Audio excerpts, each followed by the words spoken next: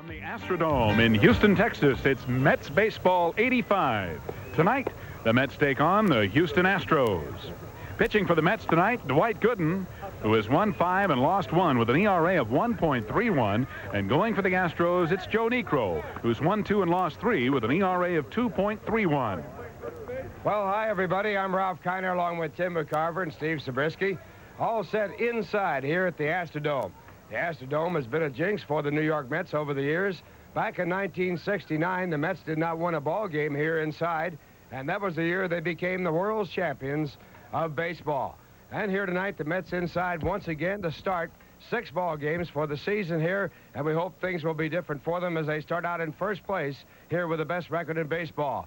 The Mets have the doctor going today, and the doctor does make inside house calls. I should say, and he also gets inside on hitters, too. It was about a year ago when Dwight Gooden was the 4th starter in the rotation.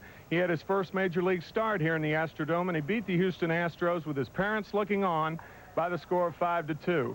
This year, it's his first time coming back to the Astrodome since that time, or at least coming back in a pitching assignment, and it should be interesting to see how the doctor handles the Houston Astros tonight, Ralph. So we'll be looking at some aspirin tablets tonight, but right now let's go down to Steve Zabriskie. Thanks, Ralph, and hi, everybody. Well, last night in Atlanta, the Mets won the ball game thanks in no small measure to the job contributed by Roger McDowell. Starter Calvin Schiraldi was hit on the toe by a batted ball back up the middle. Roger was called on relatively short notice and pitched a hitless 4 2/3 in relief to pick up his 3rd win of the year. He's been one of the many bright spots on the Mets pitching staff during this recent hot streak. And after what happened to him last year with arm surgery and missing virtually the entire season, he's just happy to be here in the major leagues. Well, I think it's just fantastic just to be here in the big leagues and being able to pitch like I have successfully. The fastball, my sinker is working. That's what's got me here, and that's what's going to hopefully keep me here. And if I keep having outings like I did last night, hopefully I'll be here for a while. I would think so. Because of what you went through last year, did you have special incentive this year to make the ball club and to do well? Well, after last year, I came into spring training with the idea that I couldn't make the team. I knew the spots were scarce on the pitching staff, but I wanted to come into spring training and pitch as well as I could and let things go from there. Fortunately, I did pitch well, and Davey made the decision to take me north, and that's just the most fantastic thing so far it's happened to me. Pitching's really been carrying the club lately, and Roger McDowell, no small part of it, that's for sure. Well, the doctor's going tonight, and we'll be back with the start of the game here in the Astrodome right after this word from Bud Light. Field. Inside here at the Astrodome, the temperature about 76 degrees. Used to be held down to about 72, but during the energy crisis, they moved it up a little bit. And defensively for Houston, at first base, Dennis Walling. At second base, Bill Doran. The shortstop is Craig Reynolds. And at third base, Phil Garner. Out in left field, Jose Cruz. Jerry Mumphrey in center field. Terry Poole in right field. Alan Ashby, the catcher.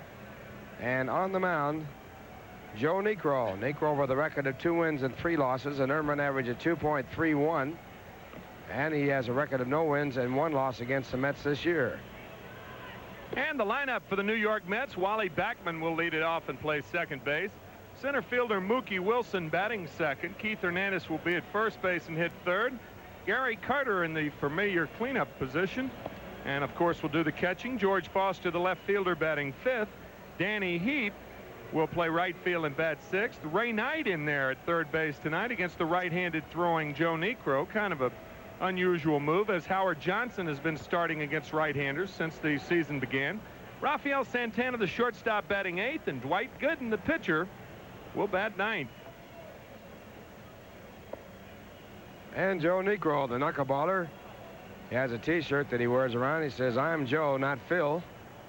And between the two of them, they have won an awful lot of Major League Baseball games. This copyrighted telecast is presented by authority of the New York Mets and WOR-TV and is intended solely for the private, non-commercial use of our audiences. Any publications, reproduction, retransmission, or other use of the pictures, descriptions, and account of this game without the express written consent of the New York Mets and WOR is prohibited. Wally Backman, the leadoff for the Mets. Wally hitting at .273, no home runs, 3 RBIs. Wally's on-base percentage, .349 so far this year. And the knuckleballer, Joe Niekro, starts off with a knuckleball. It's ball 1. Niekro has walked 29 batters, and he has had 4 wild pitches. One of the things you look for when a knuckleball pitcher is on the mound. Tough to pitch, tough to catch, and tough to hit. And he gets a fastball, and it's fouled back. Wally Backman in last night's ball game, a game won by the New York Mets over the Atlanta Braves 3-1, struck out 3 times. It's not too often you see Wally Backman, a good contact hitter, fan 3 times. Did have a base hit, and he has now hit in 4 straight ball games. And the knuckleball out of the strike zone. The count 2 balls and 1 strike. On deck batter, Mookie Wilson. Man, that last knuckleball danced around, didn't it? Alan Ashby with a tough job of catching that knuckleballer. And another fastball, and it's fouled back out of play. So 2 knuckleballs, 2 fastballs, and the count 2-2. Joe Niekro will throw more other pitches than his brother Phil will throw. And his other pitches are a lot better than his brother Phil's, too. Joe's 5 years younger than Phil. And it's a breaking ball hit out to the first base side. And Backman is tagged out by Dennis Walling. Like the rush hour down there around first base then. Joe Niekro almost runs into Dennis Walling. He's over there to cover first. Now watch this. Whoa, traffic cop. He tags out Backman. And Darryl Strawberry looking on. He'll be looking on for about 8 weeks. They had that arm operation, wrist operation, where they repaired the torn ligaments that he injured. Tore up actually diving for a ball. Talk about traffic cops. Darryl looks like a traffic cop down in Bermuda. They wear those white gloves down there, right? And Mookie looks at a knuckleball. Mookie hitting .279, no home runs, 3 RBIs, leads the club in stolen bases with 10. That one driven deep to right field. Going back to play the ball off the wall is Terry Poole. He's unable to handle it. Mookie going to third. The throw in to the cutoff man is not throwing on, and Mookie in with a 3-base hit. Oh, what base running by Mookie Wilson. Almost every runner in the National League would have stopped at second, conceding a double. But watch and see why Wilson keeps going at second base. See, when that ball gets on the rug, it's got some giddy up on it. Wilson knows that. Takes Terry Poole a long time to track it down, and Wilson pulls into third base with a triple. So Mookie Wilson. There it is. You see Terry Poole taking a long time to get to that ball. Good base running by Wilson. And Mookie picking up his 3rd 3-base hit of the year. That brings up Keith Hernandez, and Houston playing their infield in for a play at the plate. Knuckleball right through the strike zone, strike 1. See, with Dwight Gooden on the mound for the Mets, that makes managers do a lot of strange things. Bob Lillis, the manager of the Astros, figuring that the Astros aren't going to score many runs against the Mets, I guess. It's unusual to play the infield in the first inning. And it won't do any good as that ball's lined to center field. It is caught in center field, but Mookie tagging up at third comes in to score. So Mookie playing a good, wise base running feat as he tagged up to make sure the ball, even if it were caught, would not be able to trap him off at third base. And it's a tough play for Wilson, too. That ball hit the rug first. That ball was not caught in the air, and that's one of the rules in baseball. You got to catch a ball before it hits the ground for it to be an out. It's a sac fly for Hernandez, but John Kibler, the second base umpire, did not make the proper call. So the trap for the out, and now the Mets leading by a score of 1-0, and Gary Carter the batter. Gary hitting .242 with 5 home runs and 16 RBIs. That was a tough call for John Kibler, but that's the second time in the last 4 games that umpires have missed trap balls against the Mets. Remember Lee Wire on the ball hit to left field against the Phillies last Friday night in Dwight Gooden's ball game.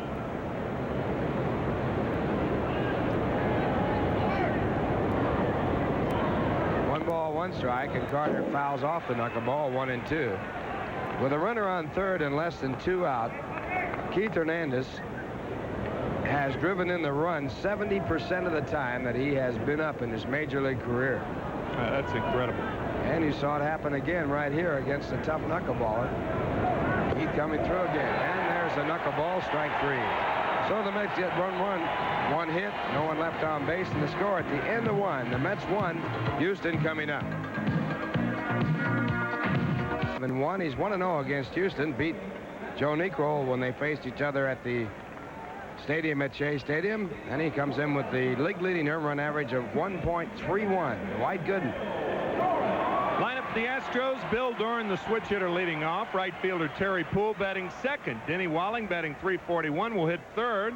Jose Cruz, always a tough out, batting fourth. Jerry Mumphrey, also a switch hitter, hitting fifth. Followed by Phil Garner, Alan Ashby, Craig Reynolds, and Joe Niekro. And Gooden starts off with a fastball. Bill Doran batted .261 last year. So far this year he's hitting .293 with 2 home runs and 6 RBIs. And Gooden's fastball, a ball, 1 ball, 1 strike. Gooden won his first major league ball game right here in this ballpark about a year ago. And the fastball fouled back in the count at 1 ball and 2 strikes. Dwight leads the league in strikeouts with 56. That was the 4th game of the year for the Mets last year. In that game, he worked 5 innings, gave up 3 hits, walked 2, and K'd 5. And as you said, Ralph got the win. And the fastball again, and it's fouled away. During last year, he had only 4 home runs. So far this year, he's had 2. Brings a 10-game hitting streak into this game. Uncle Charlie called. Man, talk about a lock job right here. Check this curveball, folks. Starts at the letters, ends up around the thighs.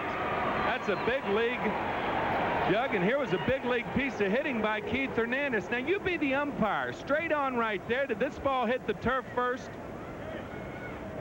Yep, just barely. Just barely. But you can understand the problem Kibler had looking straight on with that, Ralph, in that top of the first inning. That was a difficult call. There's no doubt about it, and they don't have the advantage of having a videotape replay. Right. Now it's Terry Poole, the batter, and he hits a ground ball to the second baseman, Wally Backman. Wally makes the play to first base for the out. Poole hitting .316 before the out, but no home runs and 7 RBIs. I would imagine an umpire making a call like that would be similar to a center fielder having a ball hit right at him. You don't get really the angle on the ball, and an umpire doesn't get an angle on the call like that. It's certainly understandable that he missed it. And now Dennis Walling, the batter. Dennis hitting .341, 2 home runs, 14 RBIs. Walling way over his norm as he gets off to a great start this year. As a team, Houston second in the National League in hitting at .261. Montreal leads as a team, hitting at .265. And the strikeouts recorded on the ball out in the outfield. That was a good curveball again. It's strike 2. Dwight's got all the knights of the road following him around, I guess. All those Ks. Yeah, that's true. And the curve, it's hit well, and it will be fielded by Backman, a good play as he gets up throwing, and he throws out the runner. Fine play by Wally Backman at second base. It's a big league play to come up with the ball, but it's an even better play to get back on your feet and make the strong throw. Good play, Wally Backman. So Houston goes 1-2-3 with a strikeout for Gooden, and the score at Foster to lead off for the Mets here in the top of the second. On the mound, Joe Niekro, and Foster takes a fastball right on through. George hitting .246 for the year with 4 home runs, 11 RBIs. So far this year, he's 2 for 5 against Houston pitching. And the knuckleball. They have shortened this ballpark up. They have moved the fences in. It's now 378 in left center field and right center field, 400 feet to straightaway center field, cutting the distances down about 10 feet. Used to be 340 down the lines. Now it's 330, 386 to right and left center. Now it's 378. foul ball and a check swing. The count stays at 1 ball and 2 strikes. On deck batter for the Mets, Danny Heath, former Houston ball player.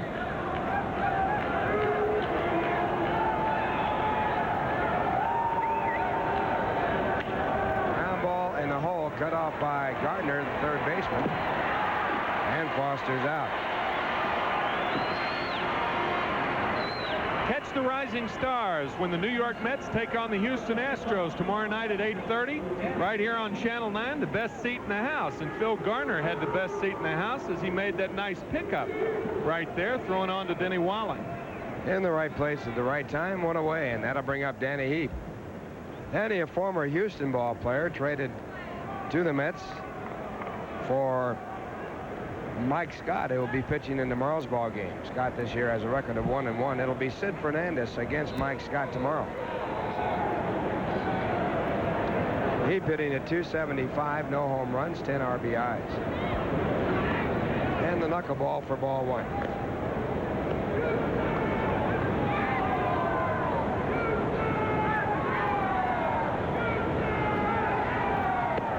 Again, the knuckleball, 1 ball, 1 strike. On deck batter for the Mets, Ray Knight. I don't know whether that's a blessing or not to get in the lineup against the knuckleball pitcher. And again, the knuckleball, and the count 2-1. This is the first time this year that Ray Knight has started against a right-handed pitcher, as we said before the ball game. It's unusual for Ray. Usually he's platooned with Howard Johnson at third base. And a high fly ball to deep right field. It could be gone. It is going. It is gone. Goodbye.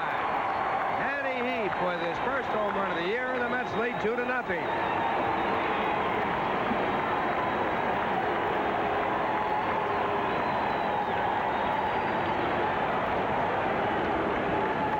How about that, sports fans? The Houston Astrodome is shortened up this year. Danny Heath with his first home run of the year on a fastball. Man, he got all of it. But in the old ballpark, or I should say this is the same ballpark with a new fence, wouldn't have been a home run.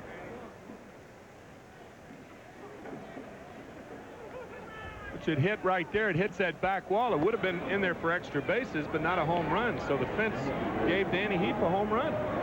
And now Ray Knight, the batter. Ray hitting at .147 for the year with no home runs and 2 RBIs. Niekro back and missing, and the count 2 balls, no strikes. That is only the second home run hit off Joe Niekro this year.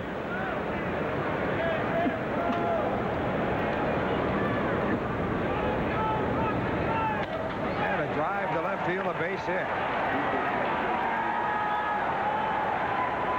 So evidently, Davy Johnson knew something when he put Ray Knight in there against the right-hander. Normally it would have been Howard Johnson. I think Davy's computer's working, huh? He got it on the road. Yeah.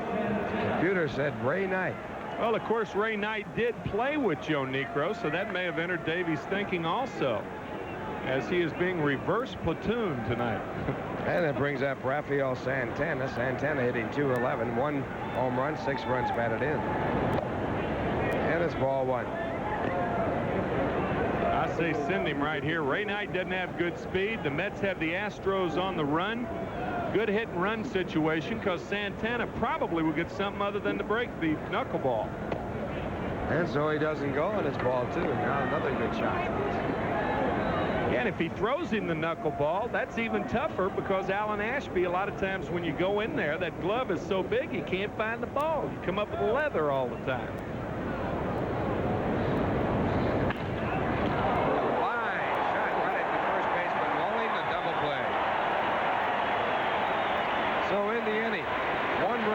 And the home run by Danny Heath. 2 hits, no one left on base. The score at the end of 1.5 innings. The Mets, bottom of the second. The Mets leading 2-0. And coming in for the play-by-play, Tim McCarver.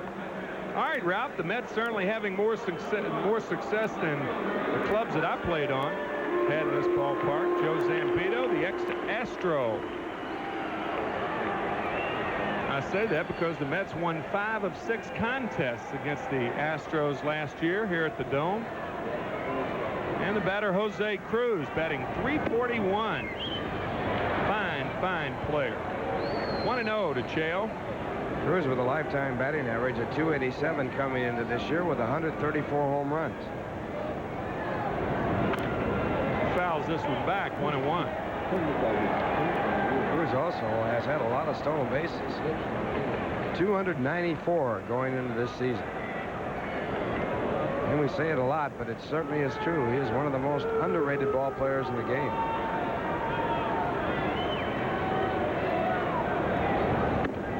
Swing and a miss at the high rider, 1-2. Jose Cruz hoping his name lives in perpetuity here in Houston, the Astrodome. Taps this one toward Ray Knight at third. And he throws out Jose Cruz. One away here in the second inning. The batter, Jerry Mumphrey. I say live in perpetuity because of his children's names. He has 4 children: Jose Javier, Jose Cheito, Jose Enrique, and Shakira. So he has 3 children named Jose. They got 4 Jose's in the family, huh? Jerry Mumphrey swinging and missing, batting .257.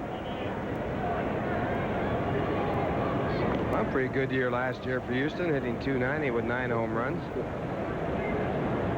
Came over from the Yankees in 1983 for Omar Marino.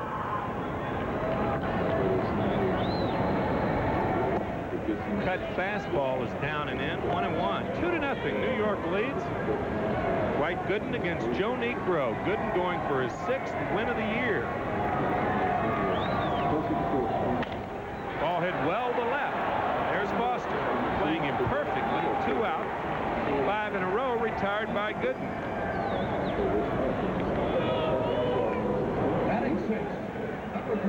And the batter Phil Garner batting .262. Scrap iron, has 1 home run and 12 RBIs. Very popular player.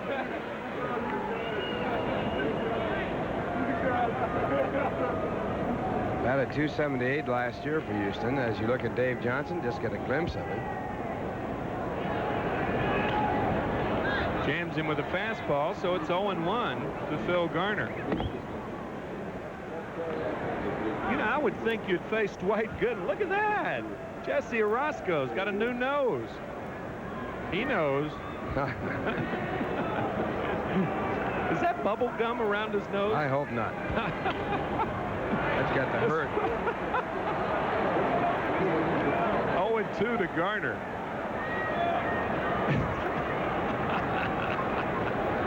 Oh, that's great.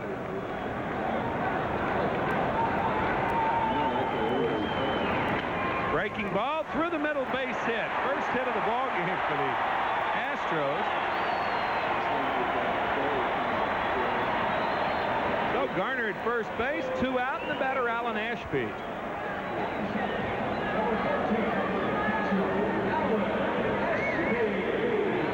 Ashby batting .264 this year, batting .182 left-handed and .400 right-handed. That's very unusual for last year. He batted .303 from the left side and only .200 from the right side.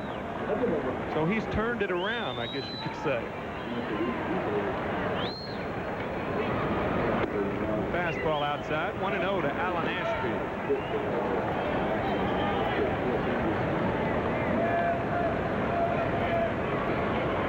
Allen came to the Astros in '78 from Mark Lemongello, Joe Cannon, and Pedro Hernandez from the Toronto Blue Jays. The doctor with that improved move to first base. He's picked 3 runners off first base this year. And has committed no balks in the process.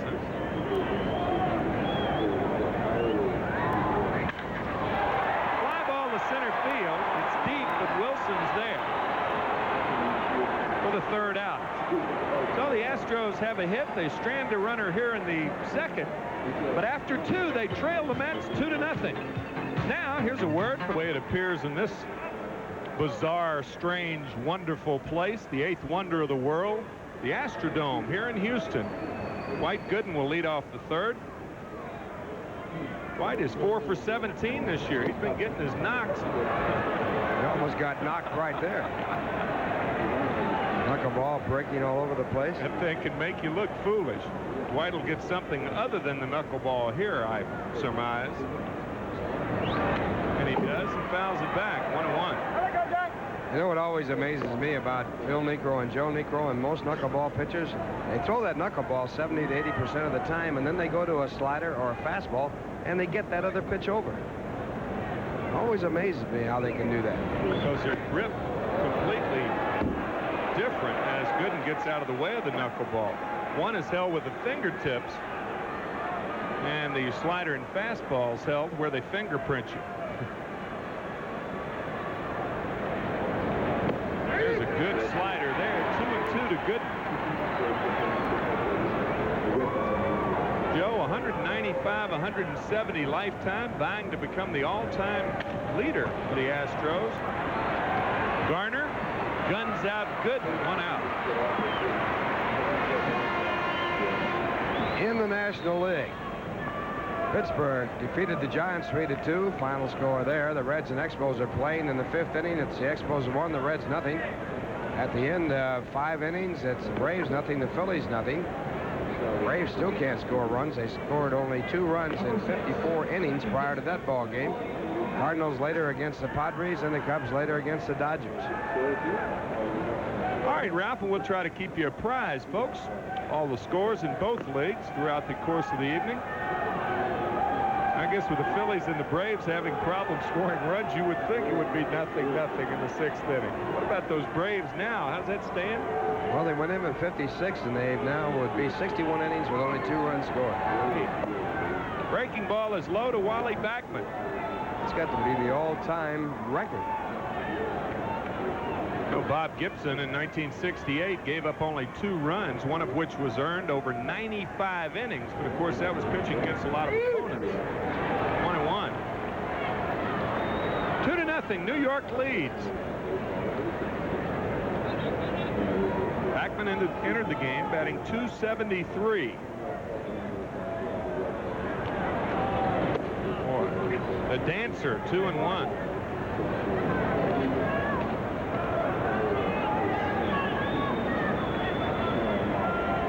How big that glove is that Ashby has. Down and in, fastball, and it's foul. So we'll do it again. 2-2 to Wally Backman. Pretty big target he gives back there, isn't it? Uses that as a shield. They give Paul Richards credit for developing that big glove, but he did not do it. It was the cat, Harry Burkeen, who did it.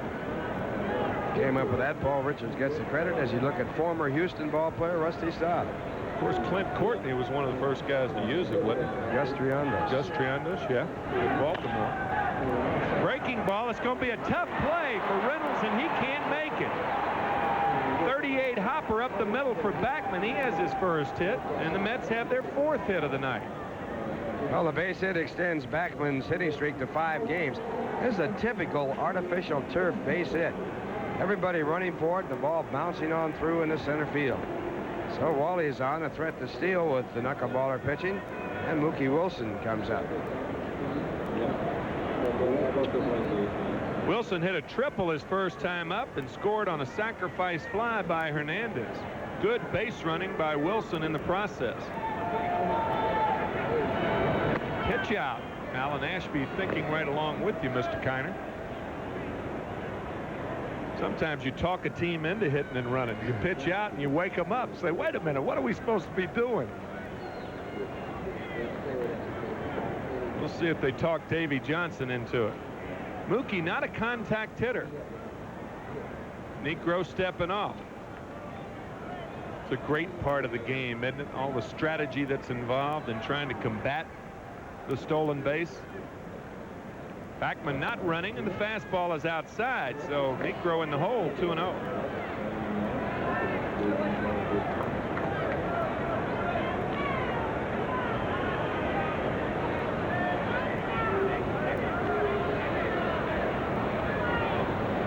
Backman on first.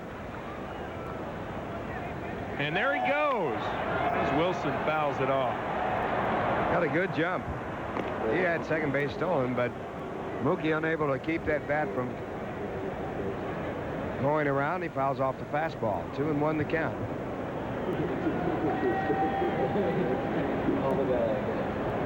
Bobby Valentine sending the signs in to Mookie Wilson. May run him again here. 2-1. Not much of a chance for a pitch out, because if you pitch out, you run it to 3-1. Joe throws to first base. Joe Niekro.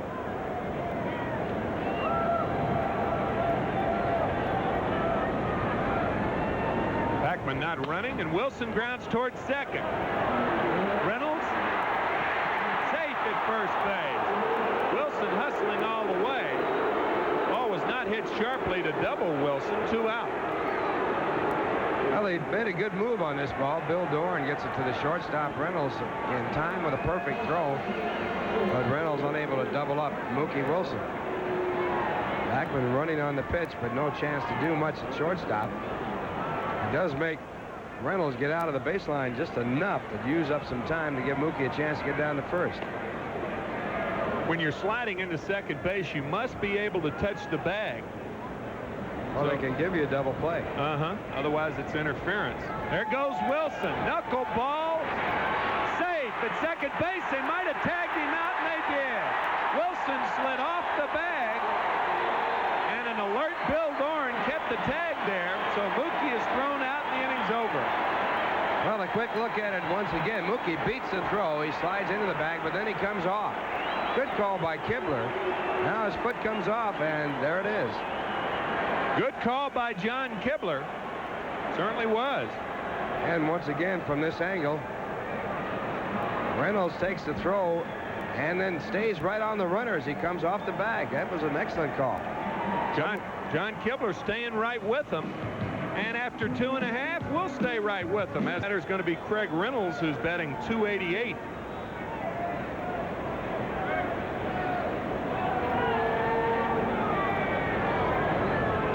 Fastball misses inside. 1-0 to the local product. Craig Reynolds from Houston. And he has replaced Dickie Thon at shortstop. Dickie Thon hitting only .218 after being beamed by Mike Torres here early in the season. Tried to check, but he couldn't, and Ray Knight makes the catch.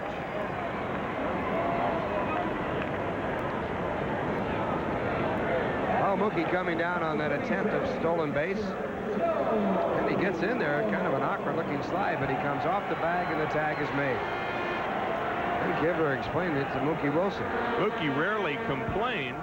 That play, of course, ending the third inning, the top of the third, and the batter's Joe Niekro. Swing and a miss.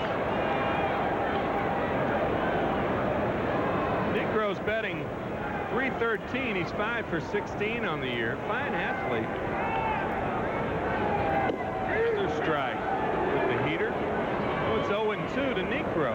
We were talking between innings, Ralph, and try to keep our fans informed. It doesn't appear that Gooden is throwing as well as we're used to seeing. As Niekro taps towards second. Backman throws him out. 2 out. Gooden with only 1 strikeout so far in this game. In the American League, Oakland clobbered the Brewers 19-3. At the end of 3, it's the Yankees 3 and the Rangers nothing. Tie ball game. Angels and Blue Jays tied at 2 in the 5th. 1-0 Mariners over the Red Sox in the 5th. Orioles 2 and the Indians nothing in the 2nd. No score. The Orioles against the White Sox. That ball game is in the 1st. And the Tigers against the Twins later on. Bill Doran taps the first pitch foul. Don Leppert, the first base coach, throws it out, and it's 0-1 to Bill Doran. Astros have 3 switch hitters in the lineup tonight. Doran, Jerry Mumphrey, and Alan Ashby. Curveball high. Doran struck out his first time up. Gooden leads the National League and the major leagues in strikeouts. He has 57 now. Nolan Ryan and Jose De Leon came into this game with 55 strikeouts. Doran in the hole, 1-2. Nolan Ryan with 3,929 strikeouts in his major league career. All-time high. In second place, Steve Carlton of the Phillies. That game in the 7th inning in Atlanta. Carlton against Bedrosian, 0-0.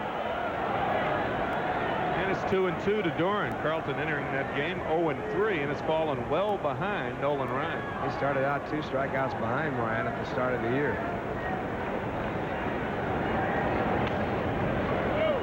Bill fouls it back again, so it's still 2-2.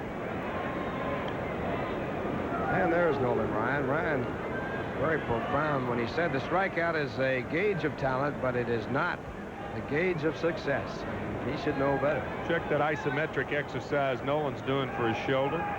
Few guys have thrown as hard for as long as Nolan Ryan.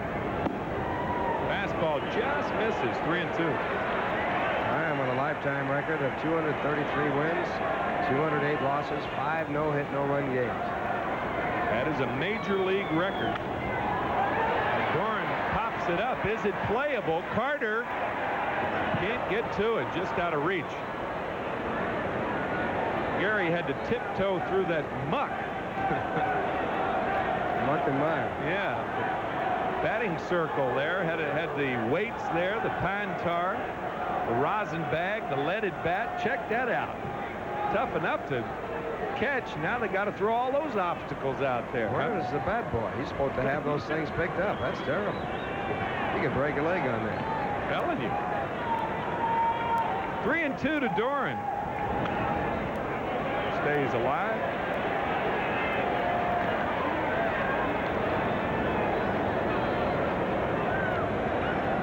Bill's on a 10-game hitting streak.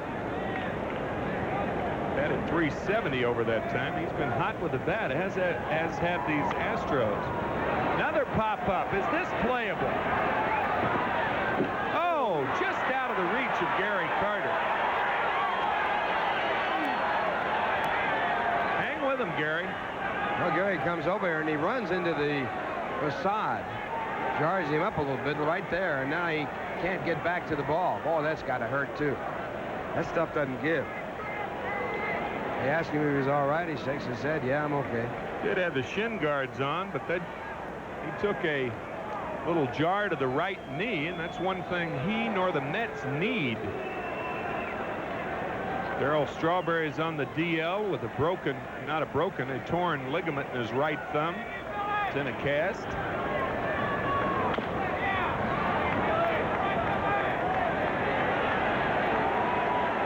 John Leopard. The older coaches never throw that ball back into play. They always want a pitcher to work with a new one, right?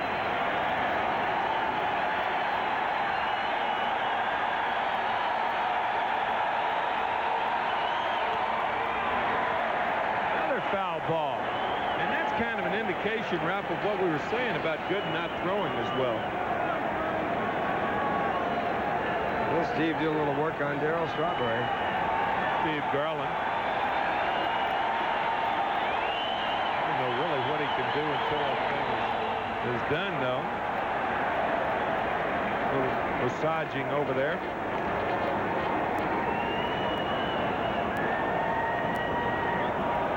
Dwight Gooden, 22-10 lifetime. Not only does he lead the National League in strikeouts with 57, his ERA is 1.13. Bill Doran has a good at-bat. Ekes a walk out of Dwight Gooden, and the batter's going to be Terry Poole in this 2-0 game. Mets lead.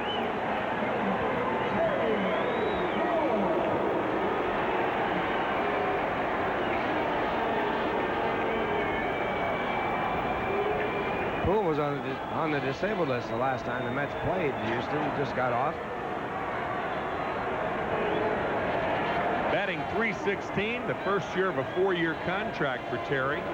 Not bad for a guy who never played high school baseball, from Melville, Saskatchewan. Curveball outside, 1-0. Poole grounded to second base his first time up. Perry holds the all-time high batting average in National League Championship Series play. He was 10 for 19 in 1980 when the Astros played against the Phillies.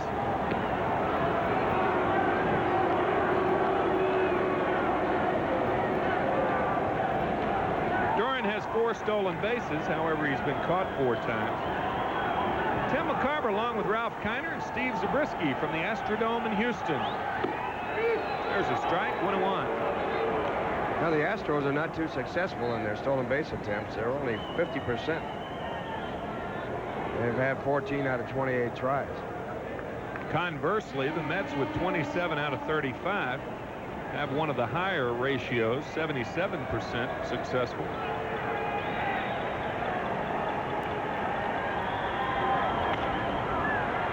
Poole fouls it off. That's back in the stands. So it's 1-2 to Terry Poole.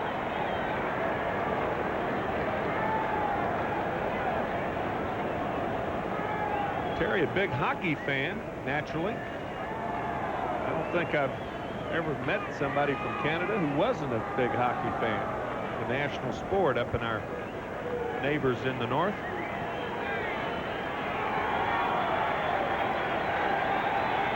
There goes Doran, and now he stops. This ball lifted to left field. George Foster there, and he makes the catch. So a relatively easy inning for the doctor. As he walked one, the Astros came up with no hits. They stranded a runner, and after 3, it's the Mets 2 and Houston nothing. Houston Cougars back in the middle 60s. Steve Zabriskie. Here he is with 10-2 speed, pal. Oh, thank you very much, Tim. Not anymore. Keith Hernandez to lead it off for the Mets. Top of the 4th inning with New York out in front, 2-0. Hernandez with a sacrifice line drive to center field. Takes the ball. Here's the play, his first time up. Keith Hernandez lined this one to Jerry Mumphrey in center with Mookie Wilson on third base. Seems like the more we see that, the more it looks like Mumphrey catches it. I think that's trick photography. Never know that Bill Webb will test you occasionally. And John Kibler only had one chance to look at it. Hernandez drove in a run with that sacrifice line drive, his 19th of the year to lead the club. Down low. 3-0 now to Keith. Niekro has not yet walked a batter. He's a struck out only 1, allowed 2 runs on 4 hits.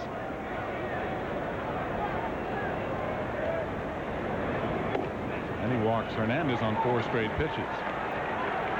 So the Mets have a leadoff batter on here in the 4th. I think Ralph brought up an interesting point earlier, something I really never thought about. How do you throw a knuckleball and then a fastball and a slider? 2 completely different pitches. Well, it's the time of year where everybody's exercising. Maybe that's the reason. Learn more about shaping up on a News 9 special report tomorrow on News 9 at noon. Gary Carter, the hitter. Carter, a strikeout victim on the knuckleball to end the 1st inning. Got a hold of this one and hits it high in the air to short left center. Mumphrey coming in makes the catch. And Hernandez, who was playing halfway, will go back to first, 1 away. Just the situation there is when you're pushing the knuckleball, actually it's held with the fingertips, and then you hold it like normal mortals do, and you control both of them very well. But yet they're 2 completely different styles of pitches. Knuckleballer and then the fastball slider. It's an interesting point, I think. Maybe the key is that you learn the other pitches first. For example, didn't Joe Niekro go to the knuckleball later in his career? 1976. So he already had experience and knowledge of throwing the other pitches and added the knuckleball on. But I mean, still the mechanics of it. Yeah, but I mean, wouldn't it stand to reason that since he threw the knuckleball, that the other stuff might be out the window, maybe? But to maintain the other stuff while he still maintains the knuckleball is kind of neat. Impressive. Yeah. Foster grounded to third his first time up. George hitting .243. 1 ball, 1 strike, 1 out. Hernandez at first base. Right in there. 1-2. Well, if Niekro falls behind in the count, you can beat him, because then if he has to rely on his other stuff, while it's better than his brother Phil's, it's still not as good as most guys' fastball slider. And he strikes out Foster with a fastball for the second out of the inning. Second strikeout for Niekro. Was a heater on the outside corner. That's an unusual pitch. The 1-1 pitch was a fastball. Kind of unusual since his knuckleball was dancing around as much. Maybe they thought the Mets were going to run, but if you're going to do that, you'd pitch out, wouldn't you? I would think. While you're ahead in the count, particularly. Danny Heap takes one inside. Heap hit a home run, his first of the year, his last time up, over the right field wall to give the Mets their 2-0 lead.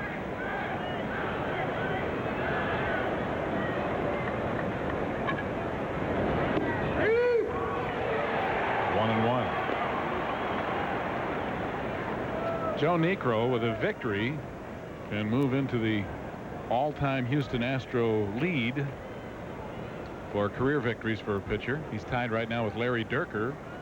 They've both had 137 victories in a Houston uniform. But Niekro trailing here 2-0.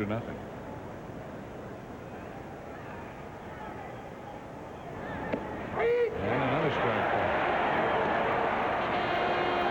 Another fastball in tight.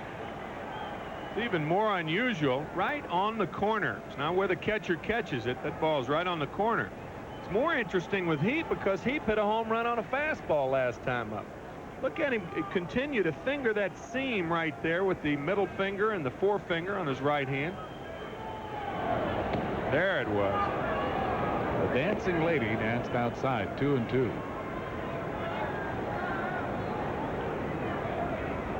But you do have a good fastball, and let's face it, most knuckleball pitchers don't. Joe may be the best of any of them around right now. It certainly becomes more effective after looking at that knuckleball, and especially if you happen to be looking for the knuckleball that you get the fastball. Well, that's not too often, though. No. Of course, it might have been the case with George Foster. Way behind on the fastball with a 1-2 count. Watch Joe finger that seam with that forefinger and middle finger. Quick, wasn't it? Grounded right off the plate. Niekro back to get it. He fumbles it, but gets the throw to first in time. Almost dropped it, but he gets Heap to end the inning. Yeah, he did. He kind of double clutches here. It's like he was going to throw a knuckleball to Walling at first. Now he gets the heater to get Heap. No runs, no hits, a walk, and one left in the fourth for New York. The Mets still lead it 2-0 after three. Fourth has taken 2 pitches from Dwight Gooden to count 2 balls and no strikes. Walling retired on a beautiful play by Wally Backman his first time up. Fouls this one back, and it's 2-1.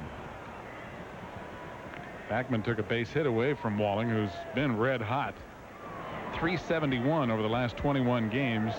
His average now at 337 after that out in the first inning. And he's driven in 14 runs in the last 21 games. He drives this one to left, and Foster's on his horse, but he won't catch up to it. Short hops the wall, and Walling will be in with a double. Well, Walling continues to have a hot bat. I mean, he crushes this ball and didn't really have a big swing. He just kind of top hands it and flicks it. About 370 feet from home plate. Good piece of hitting by Denny Walling. He is strong. And that's already his 9th double of the year. And here's Jose Cruz. Jose grounded to third his first time up. Cruz hitting 378 over the last 11 games, is hitting 339 overall.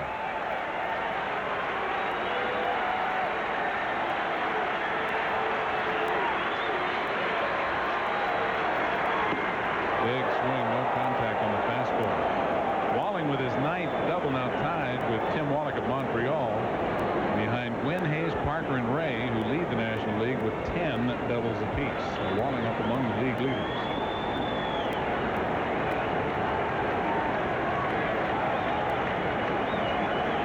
One strike. The ground ball to second. This will advance Walling to third as Backman throws out Jose Cruz.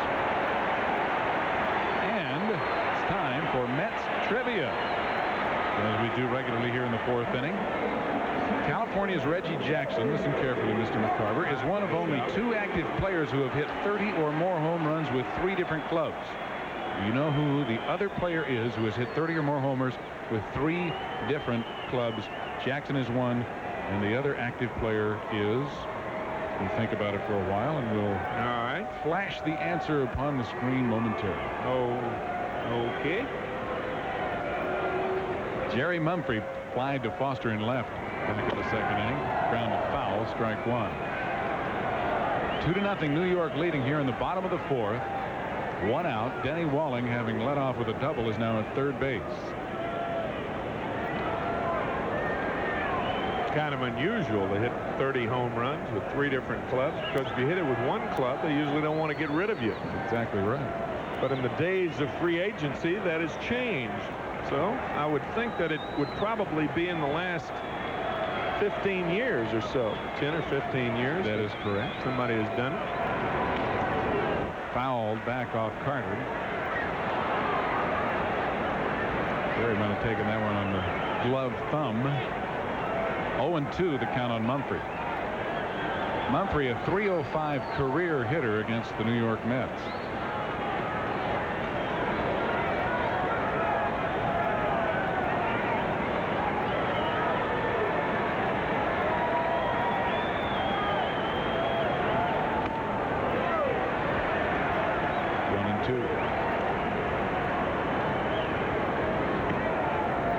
Gooden has only struck out 1 through 3 1/3 innings. He has walked 1. He has allowed just 2 base hits.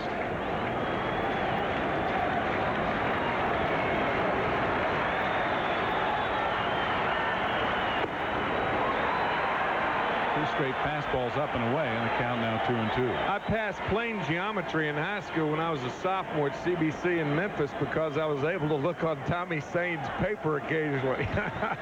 And Mr. Kiner has just slid the name to me. No credit will be given. Backman near the bag, but the run scores as Walling comes in from third. Mumphrey picks up his 18th RBI on the ground out. And it's 2-1 New York. Are you? All right, here's a question again. We'll give you a chance to. The only other player other than Reggie Jackson among active players to hit 30 or more homers with 3 different ball clubs. Who is it? I'll tell you who I was going to guess. I was going to guess Jason Thompson. Good. That would have been the next one. Well, but it would have been wrong. It would have been incorrect. I mean, right. Wally Backman would have been the same guess, and he's been with the Mets. But the answer is Dave Kingman. That is correct. Okay. Mr. Kiner gave it to him. David hit 30 for the Mets, the Cubs, and the A's. Of course, he did that 30 with the A's last year. I know you're dying to know what Tommy Sain ended up doing, right? Yeah, did he pass or? He skipped the 12th grade and went to Yale, made the dean's list. Well, you were looking on the right paper, partner. I was sitting right there. I was sitting next to the right guy, baby. Looks like you had that one planned all along. Luck of the draw. Otherwise, I might not be here. Still be taking geometry. I hated plane geometry. Bill Garner singled the center his first time up. Garner hitting .269, and he walked. So Gooden has now walked more than he has struck out. His second walk, and he still only has 1 K. 2 out now with Garner at first and a run in. And the hitter will be Alan Ashby, who fly deep to Mookie Wilson just short of a warning track in center field back in the second. You heard the term a 5th-year senior? Uh-huh. You would have been a senior for 5 straight years. Well, I'd have graduated. I mean, I'd have done everything else all right. Biology gave me a few problems. Plane geometry. I mean, I'm telling you, I had no use for that thing. Smoke back up the middle by Ashby. A base hit as Garner rounds. He's trying for third. And Mookie will throw to second base. The Astros have runners on the corners with 2 out.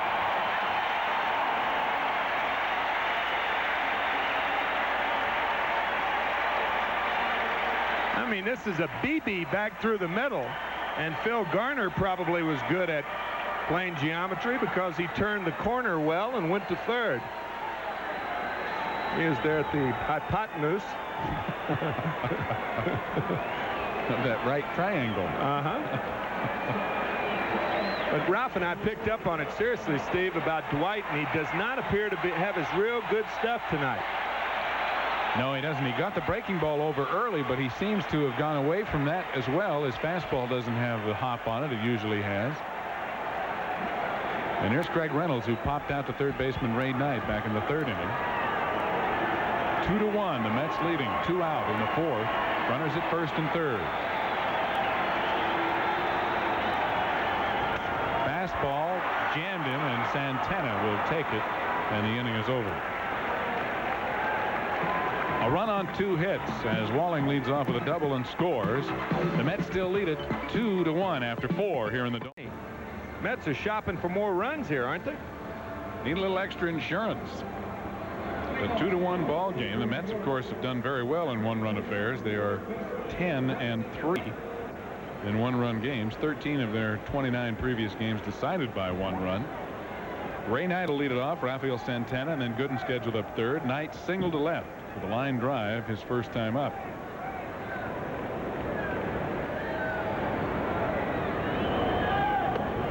Knuckleball dances in there for strike 1. They're also 8-5 in the daytime and 12-4 at night. Now, what is this we're playing here? This is artificial. Like a basket of artichokes. They all look the same in this place. Huh? That's right. Were you ever in here when the Dome first opened before they painted the ceiling? Oh, yeah. That was a booger, wasn't it? Trying to see the ball. A day game in here before they painted the ceiling, and you can forget it. Fouled right off the end of the bat, and the count 1-2. Of course, they had grass in here originally. This is the 20th anniversary of the Astrodome this year, opened in 1965. And the grass was supposed to be specially designed along with the lucite panels in the roof to allow it to grow in here. But then when they found out they couldn't see the ball, they had to paint the roof, and then the grass died. Kind of like playing in a terrarium here at first. The Astro terrarium. That wouldn't have run true.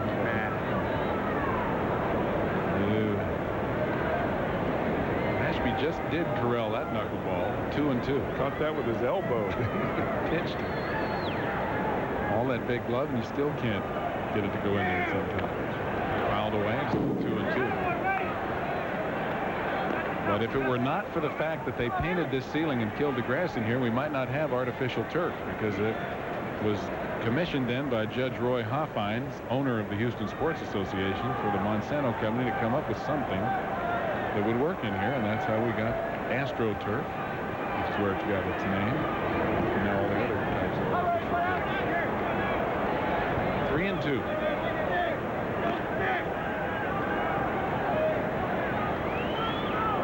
Rafael Santana on deck. Ray Knight leading it off in the top of the 5th. Hopped up behind home plate, but out of play. Count still 3-2. I think one reason Davey might have Ray in there against the right-hander is, as you mentioned earlier, Tim, the fact that he, like Rusty Staub, whom you see there, used to play for the Astros, and a lot of times guys like Danny Heath, who hit a home run here against his former team, and Ray Knight, seem to do quite well against their former ball club. You know them, and they know you. I think you have a bit of an edge. Knight works out a walk after a good at bat to lead off the 5th inning. Second walk issued by Niekro. Plus, I think, and probably even more pertinent, when you're traded from a ball club, regardless of the circumstances involved, whether it's a bitter feeling when you leave, good feeling, professional feeling, no animosity, whatever it is, you still want to come back and do well against the ball club from whom you were traded. And the big thing you have to do is try to key it down so you're not trying too hard. It's one of the traps. Start pushing. Santana takes low for ball 1. Rafael lined into a double play as Walling picked his liner right off of the turf with Ray Knight at first base, and then stepped on the bag to double up Knight. That ended the 2nd inning. Runner going, and right through the hole, a perfect hit and run, and Knight will go to third base as Poole comes up with the ball, and the hit and run executed to perfection. And the Mets are in business, up by a run here in the 5th with runners at first and third and nobody out. Ralph Kiner and I thought they were going to do this the first time Knight was on first base. But you know what that hit and run does? It makes you a better hitter if you get a good pitch to hit, because your head is right on the ball. If Bill Webb could run that back one more time and watch Rafael Santana's head, that head was right on that low fastball. Look at that head right now. You know you have to make contact, and you can see the head going right toward right field, head down on the ball, and that's what makes good hitters. And that was a good piece of hitting by Santana. Now the doctor up there. First and third and nobody out. Breaking ball way outside. Ball 1. Gooden grounded to third his first time up. Checking out with Bobby Valentine to see if the play is on. Knight at third. Santana at first.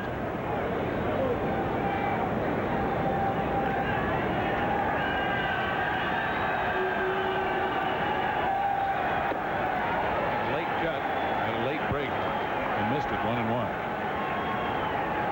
Astro infield does something. As a matter of fact, they've innovated this move. They're playing in double play depth, and then with the pitch, they'll move in a little bit. Bill Doran, as you see in your screen, is really a little more shallow than he would normally be for double play depth. So if the ball's hit to him, he may come home. And a ground ball to third. Garner has Knight hung up between third and home. Ray going to try and get a run down long enough for Santana to get to third and Gooden to second, and he does it. Knight did his job.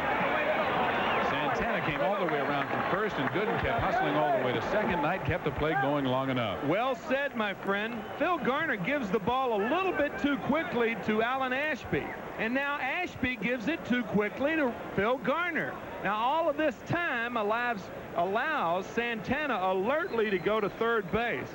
Excellent base running by the Mets, and a poor rundown performance by the Astros. 5-2-5 is the scoring on the fielder's choice, and the Mets give up an out to get 2 runners in scoring position for Wally Backman. Just like a sacrifice. Exactly.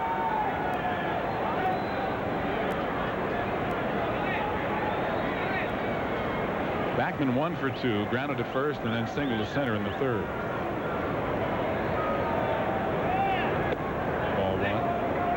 Now with a 5-game hitting streak. He came into the game hitting .309 over the last 18 games. You know, luck's a residue of design. The reason the Mets have been winning, they've won 7 of their last 8, is because they've been doing a lot of little things well. Back in the first inning, Mookie Wilson taking the extra base, turning a double into a triple, and scored on a sacrifice fly by Keith Hernandez. As you look at Bob Lillis flashing the signs to Alan Ashby, the catcher. And now another good base running play by Ray Knight. Yet to be capitalized upon, however. Pitch out. Looking for a squeeze play. The sign action you saw from Lillis. He made the call.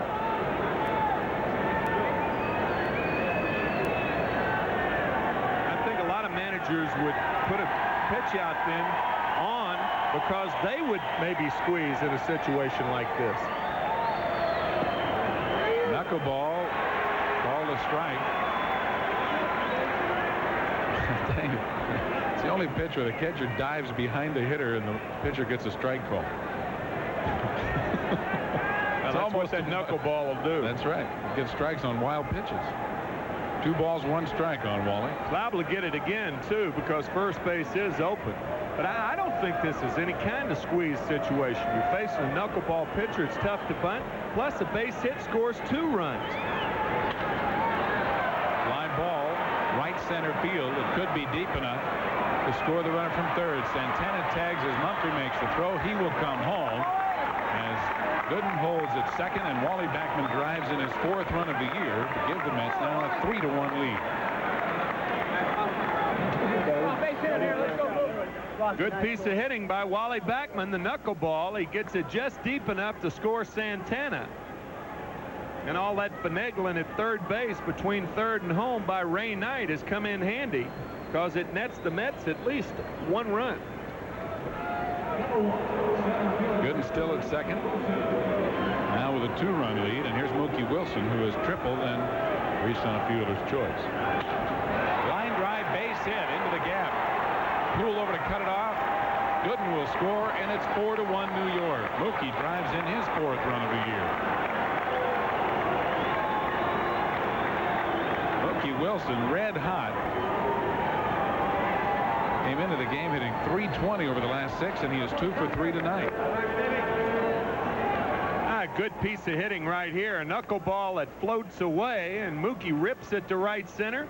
Gooden scoring easily.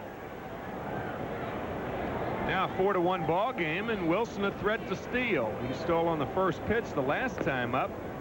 Slid off the bag. We'll see what he does this time. And your point further illustrated, Timmy, is the fact that now both of those runners have scored. Yep.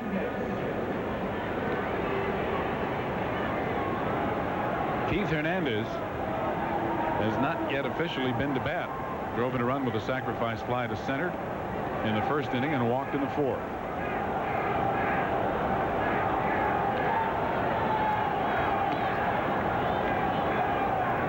After the conference between Walling and Niekro, Niekro throws one over there and hold Mookie close.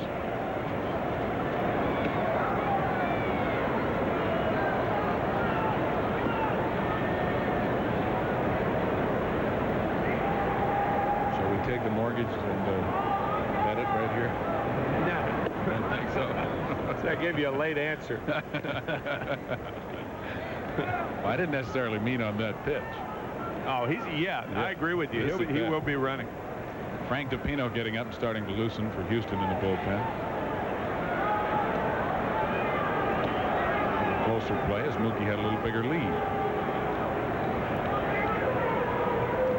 One of the reasons Mookie has been sliding feet first is because that bad right shoulder of his takes wear and tear to dive back like that. 2 balls, no strikes.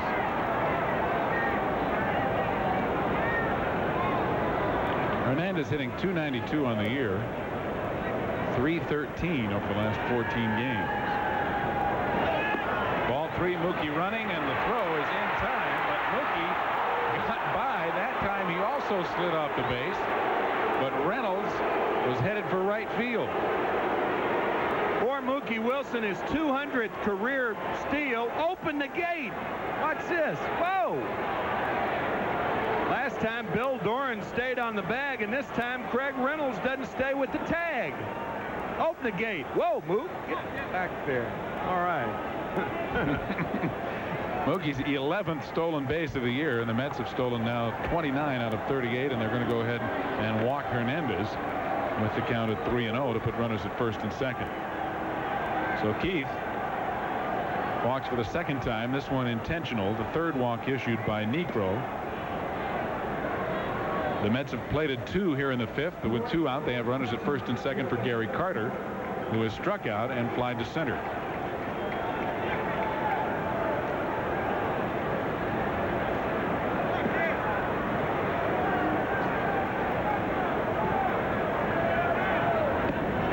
Knuckleball catches the corner. Carter didn't agree. That pitch has to be almost as tough on an umpire as it is on a catcher. Yep, and a hitter. Tough on all 3 guys in your picture there. Maybe all 4. Swing and a miss for strike 2. It's almost like you changed the name from a catcher to a blocker. Just knock it down. Yeah, single wing formation. You remember the old blocking back? That's right. Lined up between the in and the tackle. Just get in front of him. 2 strikes on Carter. Carter punched out for the 2nd time in the game. 3rd strikeout for Niekro ends the Mets half of the 5th. But they have scored 2 on just 2 hits, and they lead. Kevin Bass is pinch hitting for Joe Niekro as we go to the bottom half of the 5th inning. Bass, a switch hitter, hitting, of course, from the left side against Gooden, hitting .254. Grounds one up the middle for a base hit. Indeed he did. A little breaking ball off Dwight Gooden. And Frank DePino will be the pitcher in the 6th inning. As Bill Doran steps up there, the doctor, a rarity, only 1 strikeout through the first 4 innings. He has walked 2, and that was the 4th base hit for the Astros. Doran walked back in the 3rd inning, a good at bat. Gosh, Gooden set such standards for himself, huh? Well, now you hear things like, gee, he can even win when he doesn't have his good stuff. Yeah. Line drive, base hit, right field, Bass. Good play by Danny Heap. He got to that ball quickly, preventing Bass from going to 3rd. And the Astros, a good hitting ball club, have runners at 1st and 2nd and nobody out. Hernandez almost gets this ball. Doran now has an 11-game hitting streak with this single. And as we've said so often, just to illustrate your point about Heap's play, good outfield play is not dependent upon the strength of one's arm. It's dependent upon how quickly the outfielder can get to the ball. That's what stops runners, and you saw Kevin Bass make a real short turn and hold up at 2nd. Get to the ball, throw it, and you've done your job. And that's what Heap did. Dwight Gooden could be in a heap of trouble. Terry Poole, the batter. He's 0 for 2 on the evening. 4-1 Mets lead.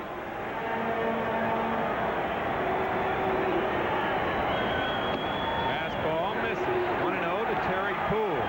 He's grounded to 2nd, flied to left.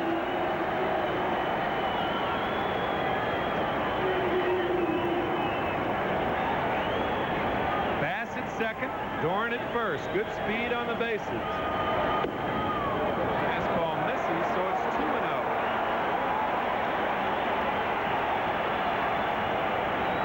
Dwight Gooden 5-1. He has 2 shutouts this year. 3 complete games. Grounded toward the right side. Backman can't get to it. Bass is trying to score. And he does. 4-2 ball game. Had Backman not been cheating for that double play, it's at least 1 out. And even at that, Wally almost comes up with it. The ball actually hops right over his glove. Takes that Astro turf hop. Bass all the way from 2nd as the play is cut off by Hernandez with no chance to get him in an effort to keep the runner Doran at 2nd base. Here's Wally's effort on the play, and watch it take a little hop and go right over the thumb of his glove. Kind of an unusual hop for artificial surface as the infield's in for the Mets to talk to Mel Stottlemyre, and the guys are thinking about bunting. Play back. No way this guy's going to be bunting. Maybe. That's what goes through your mind. No way, maybe, that he's going to be bunting. A qualified statement if ever I heard one. Well, Walling's been their hottest hitter lately. 345 on the season. And I would imagine, although managers manage different ways. And Bob Lillis was a player who lived by the bunch. You saw him call for that pitch out in the top of the 5th. So we'll see what he's going to do. Nobody out, 1st and 2nd. He is not bunting, and he takes a high heater. 1-0 to Dennis Walling. I wonder, though, if the batter were right-handed, if he would have him bunting in this situation. Possibly. RBI number 8, by the way, for Terry Poole. He's at 1st. And a breaking ball is inside. 2-0. The doctor 3-1 lifetime against the Astros. He's had a .92 ERA over his last 6 starts. Not been sharp tonight.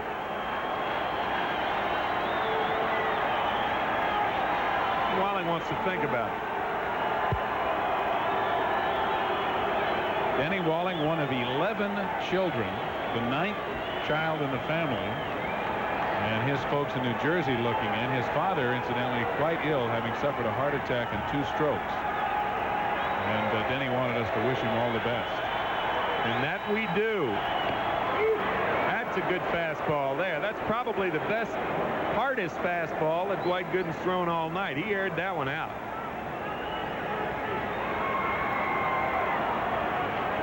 Six hits for the Mets, 6 hits for the Astros. The Mets have a 4-2 lead.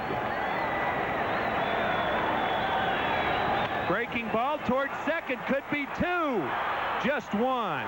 Backman had a tough time with that ball. Ended up making a good play. Tough hop, 1 out, runners at the corners now. Wally gets caught in between here a little bit, and again, this is a problem that players that don't really play on the turf very often, and certainly don't have in their home ballpark, really have in the infield. It's really tough when you don't play on this surface every day to instantly gauge those hops and get yourself in the right position. But Wally really did a good job to get an out. That is well put, my friend. Jose Cruz, the batter. Jose has grounded out twice, once to third, once to second. Doran at third base, Walling at first, 1 out. Breaking ball is low, 1-0.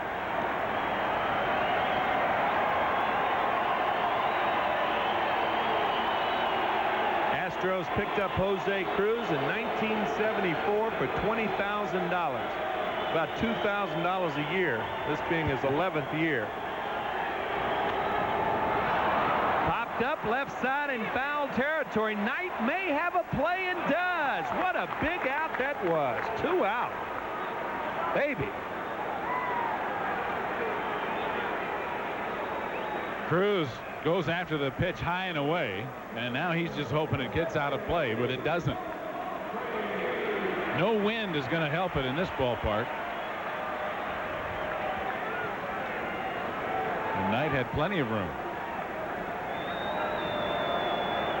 Going with runners at first and third, there were a lot of worse things that could have happened for the Mets. Jerry Mumphrey, the batter, 2 out now. Fastball misses. Yeah, if wind helps a fly ball in this ballpark, we're all in trouble. That's right. There's Hurricane Beulah. Big hole to root. And an 8-man made. Clear the decks. Man. 1-0 to Mumphrey. Fouls it back. 1-1. The doctor looks like he's reached back to Dennis Walling, Jose Cruz, and now that fastball there. That's more like the fastball that we're used to seeing the doctor throw. Doran at third base. Walling at first, 2 out.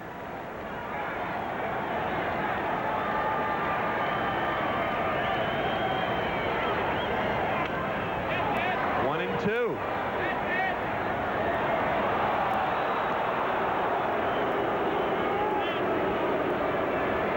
It's not warm enough in here for Gooden, and he needs the extra time to get loose. Didn't used to be the case in old Colt 45 Stadium. Boy, I attended a couple of ball games over there. Fighting off the mosquitoes. Fastball misses, so it's 2-2 to Jerry Mumphrey.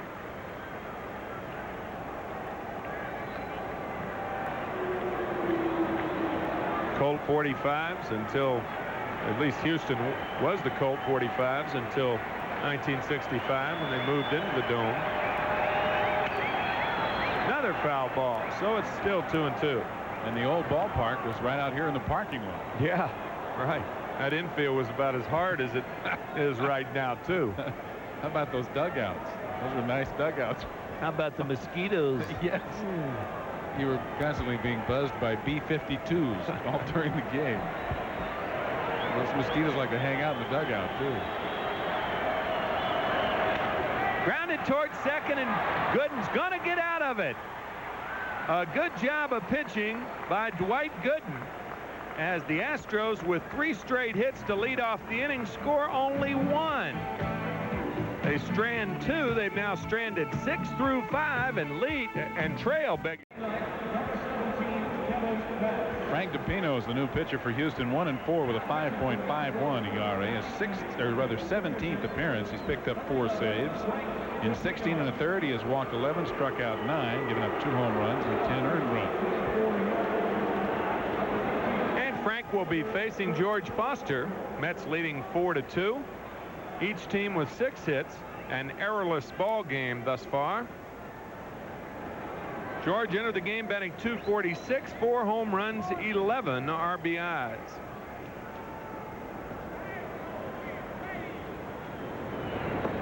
Swing and a miss at a down and in slider. Those Atlanta Braves, drought continues. Hot and humid in Atlanta.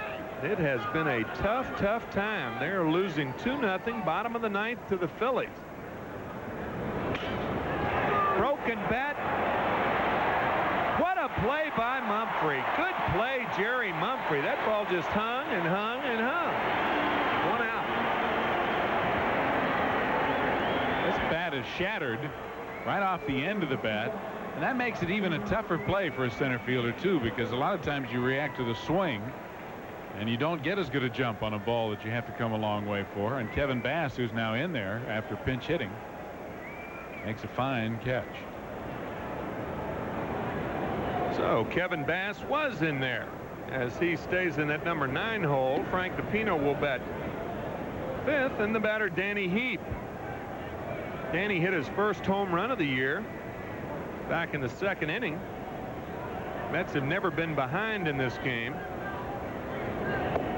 They have led 1-0, 2-0, 2-1, 4-1, now 4-2. A lot of action for not a lot of runs. 2-0 to Heap. Been a lot of guys on base too. A lot of forced plays, walks. 3-0. Atlanta Braves entered tonight's contest against the Phillies. Carlton against Bedrosian. They had scored 2 runs over 54 innings. So now it's 2 runs in 62 innings. A long spell. 4 straight balls to Heap, and he's the base runner. Oh, what a job Danny Heap has done filling in for Strawberry. Don't miss a hard-hitting talk with former Detective David Toma in a WOR TV special, Taking the High Out of High School. Learn more about the problems of alcohol and drug abuse Tuesday, May 28th at 8:30 p.m. right here on Channel 9. Ray Knight, the batter. He is 1 for 1, single and walked.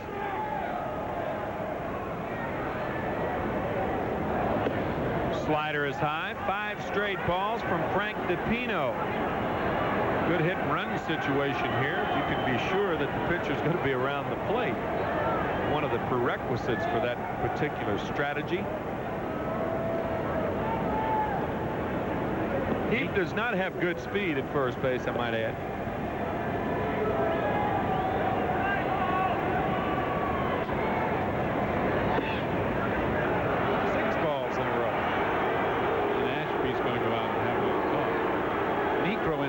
Pitched 5 innings, charged with 4 runs all earned, gave up 6 hits. He struck out 3 and walked 3, one of those intentionally. And Joe Niekro has not beaten the Mets in a long time, since 1983.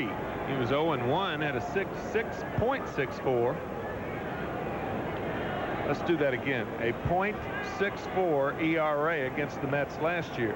So he has pitched well, but has nothing to show for it. 3-0.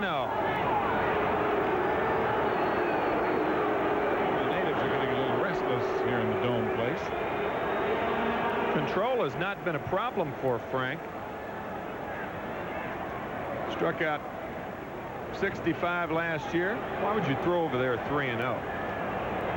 He's not going anywhere. He walked only 36 in 75 innings. And he walks his 2nd in a row. 8 straight balls thrown by Frank DePino. And now here comes Jerry Walker, the pitching coach. Alan Ashby out there. Not a lot you can tell a pitcher in a situation like this. It appears, and I, of course, wasn't a pitcher, but saw the results of a lot of pitches as Bill Dawley goes down there. It appears that DePino's opening up a little bit too quick. Gosh, it could be just a minuscule thing that a pitcher's doing. It's the same thing with hitting. You throw a ball and hit a ball the same way. one of the real nuances in the game. The front shoulder stays in. That's right. The more compact the throwing position or the hitting position, the better you're going to be. The more power you can generate, and generally the more accuracy you're going to have. Both in throwing the ball to a particular place and in putting the bat on the ball. With authority. So the Mets have runners at first and second, one out. The batter, Rafael Santana. 1 for 2 is Rafi.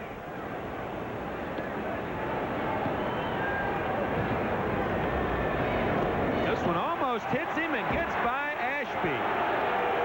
9 straight balls by Frank DePino.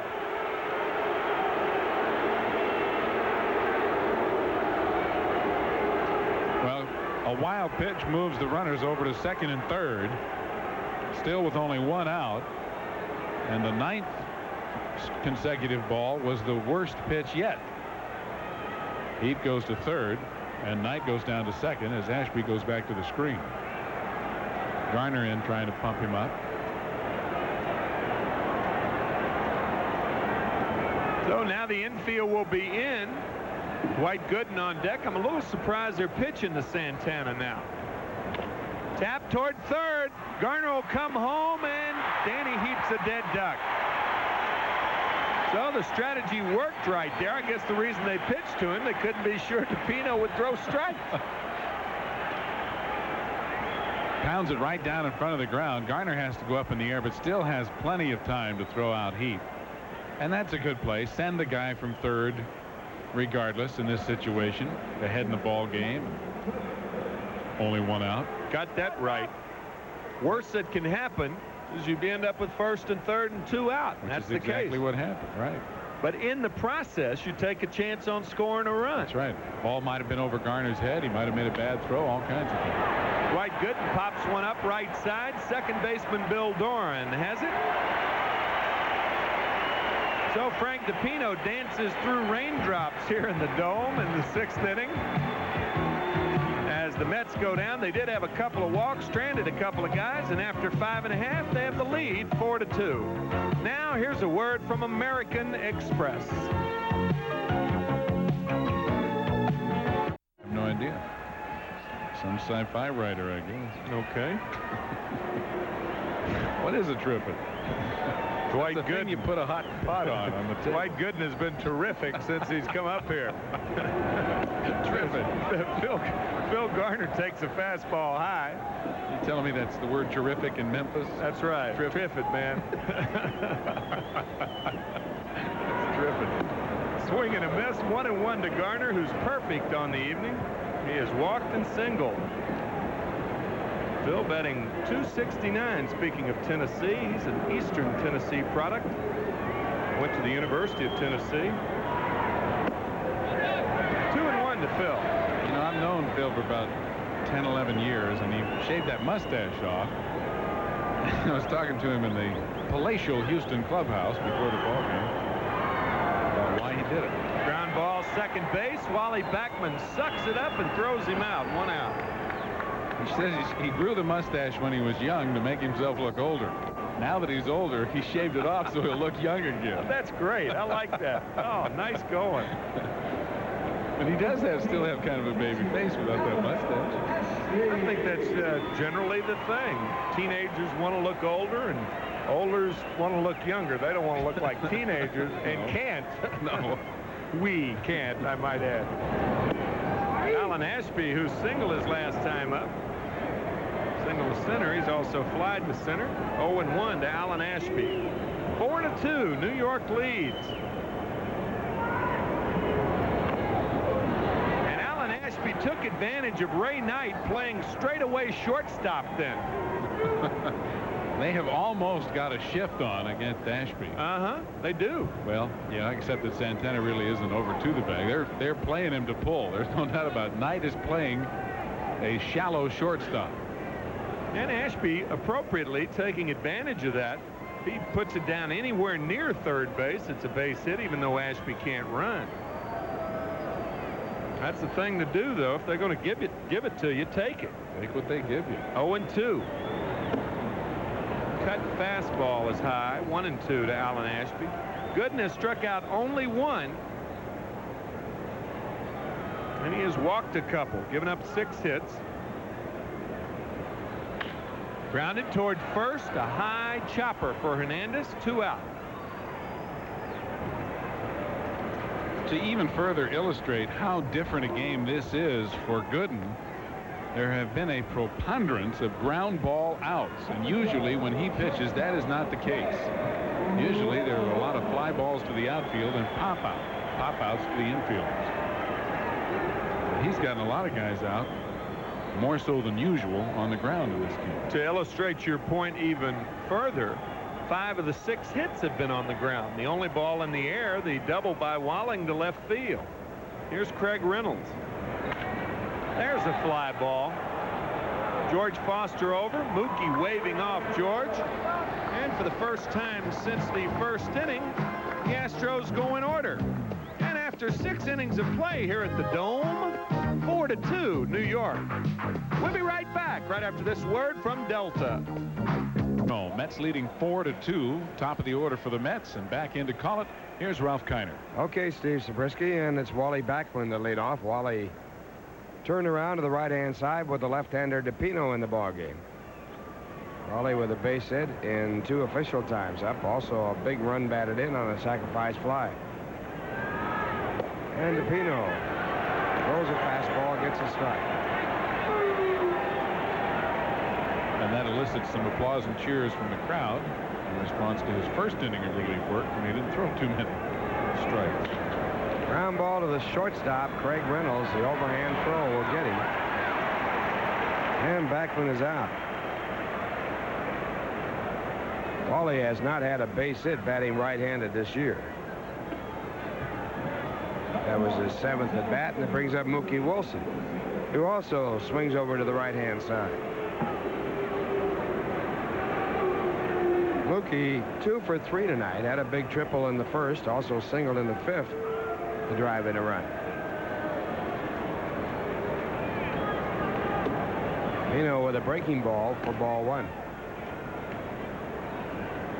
Mookie's stolen base back in the 5th inning, his 11th of the year, was also his 200th career stolen base, and that is a milestone in effect. First Met ever to steal 200. And it's chopped out to the second base side. A good play by Doran, who goes back into the shallow outfield area to make the ground ball pick up. Mookie's out. Even on AstroTurf, you can't retreat too far with Mookie speed or he'll beat it. Doran, going away from the play all the time, got him by a comfortable margin. So 2 men away, and now the batter will be Keith Hernandez. Keith drove in a run in the first inning with a sacrifice fly. Since then has walked twice.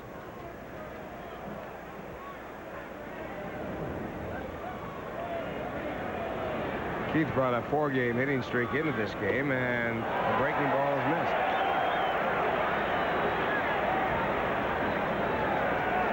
Mets leading by a score of 4-2. We're in the top of the 7th, 2 men away.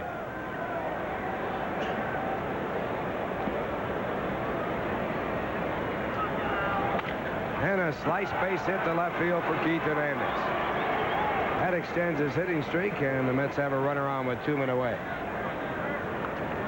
Here's what's happening in the rest of the National League. Pittsburgh beat San Francisco 3-2 today. Cincinnati has defeated Montreal 2-1 to give the Mets a little help. In the 8th inning, Philadelphia leading Atlanta 2-0. The Braves have yet to score.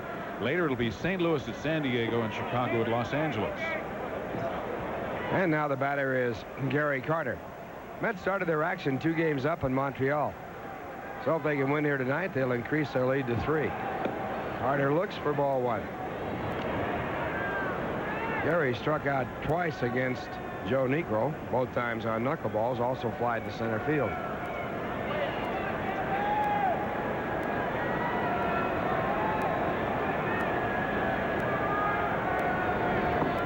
And the fastball for ball 2.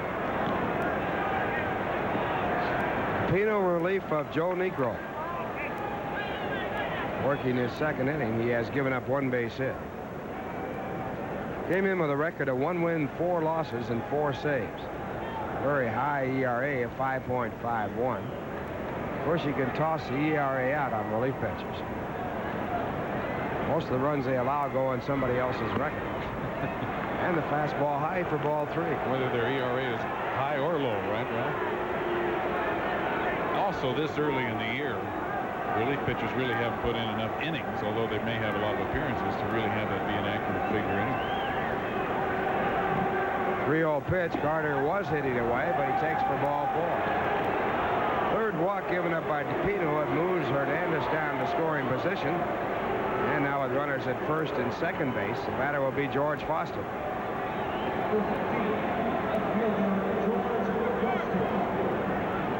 Foster 0 for 3 tonight.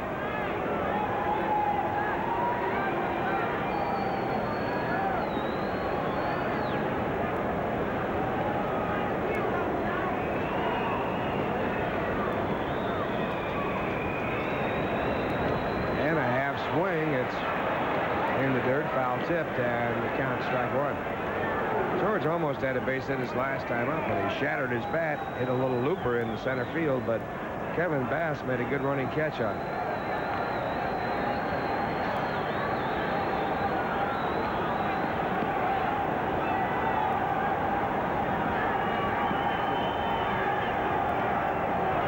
And that one bounced to the home plate. Foster swings at it. The way DePino's been throwing, I would think you'd have to be inclined to go up there early in the count and take a couple of pitches, but Foster swung at 2 balls in the dirt. Well, that was a fastball from a left-hander. You wonder what George was looking for.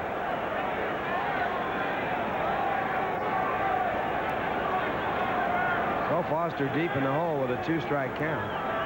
And the curveball hit hard to short. Reynolds has it. The throw to Dorn retires the side. No runs, 1 hit, a walk, and 2 men left on base. The score at the end of 6.5 innings. The Mets 4, Houston 2. Now here's a word from Nissan. Don't forget, fans, Cap Day is Sunday afternoon, May 19th, when the Mets take on the Giants at 1:35. But if you plan on attending that event, you better act quickly. This year, the Mets are cooperating along with Baby Ruth and Butterfinger, and they're giving all fans a very special cap. It's all white with Mets inscript across the crown. And the cap cannot be purchased at Shea or at any sporting goods store. Almost all reserve seating is sold out for the game next Sunday, and general admission tickets are on sale right now at Shea's advanced ticket window. That's white caps from the Mets and Baby Ruth and Butterfinger. Sunday afternoon, the Mets against the Giants at Shea. And Kevin Bass takes strike 1. Bass was a pinch hitter back in the 5th inning, led off the inning with a single to center field, and then stayed in the ballgame. Dwight Gooden on the mound for the Mets. The 1-strike pitch. Fastball foul back out of play. So Gooden reached now for 2 runs on 6 hits. He has struck out only 1, his first batter in the ballgame. And he has walked 2. 2-strike pitch. Misses with a fastball, 1-2.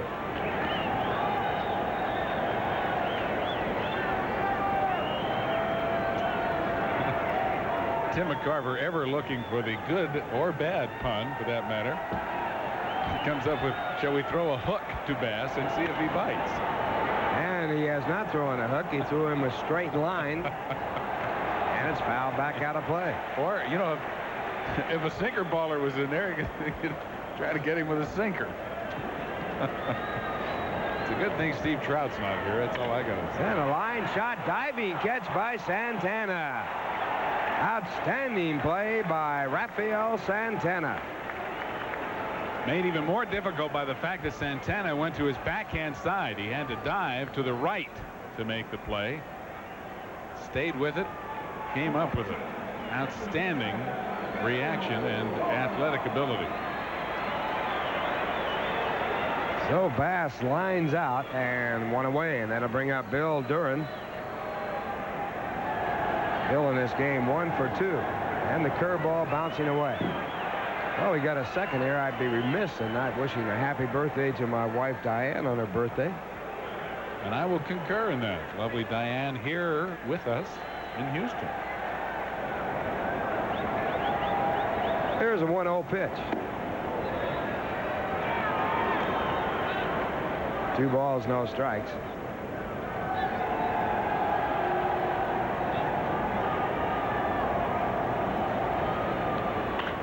And a drive to right field, going back as deep. He can't get to it.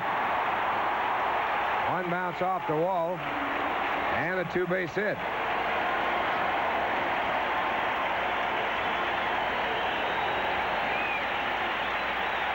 Well, Bill Doran has been red hot. An 11-game hitting streak. He hit .370 over the previous 10 games, and tonight this is his second base hit. Danny Heap had no chance and played the ball very well off the wall as he barehands it. Doran with a stand-up double. And action starting in the bullpen for the Mets as Jesse Orozco starts to throw. Second extra base hit for Houston, the other going to Dennis Wally. That brings up Terry Poole, who has a base hit and 3 times up. Mets leading 4-2. One man out. We're in the bottom half of the 7th. And a curveball, a good one. This has probably been one of Gooden's worst performances. He has not had the good fastball, and he has not been able to get his curveball over.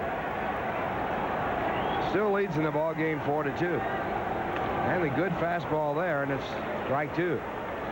One thing that Dwight has shown since day one when he came up to the major leagues last year, and that is he does have the ability to bear down.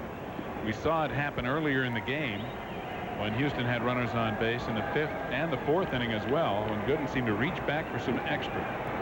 Sign of a great pitcher, and in this ball game, Houston with 7 hits. That's more than he has given up this year in any single ball game. And he misses with a curveball. That's 1 ball and 2 strikes. And in the bullpen, Dolly. Bill Dolly throwing in the bullpen. And that pitch, a fastball, and it's fouled away.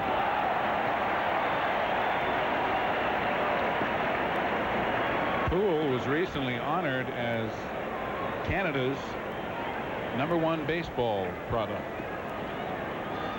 They honored Canadians in each sport, as you look at Denny Walling on deck. And Poole was awarded the Canadian Baseball Award. And a good curveball, but just out of the strike zone, 2-2. For years, that award went to Ferguson Jenkins, a great Canadian pitcher.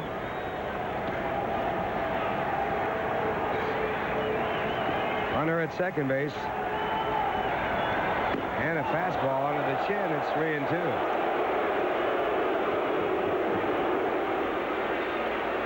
A little chin music one time. The high rider was inside, and boy, I'll tell you, could, in that slow motion replay, you could see that ball go up. So Terry Poole with a full count at 3-2 after a close shave. Fastball hit into center field. Mookie deep in center, comes up on it, can't get to it. And a run will score. Mookie saw a rainbow into home plate. And going down with a tying run to second base is Terry Poole. Bad play by Mookie Wilson.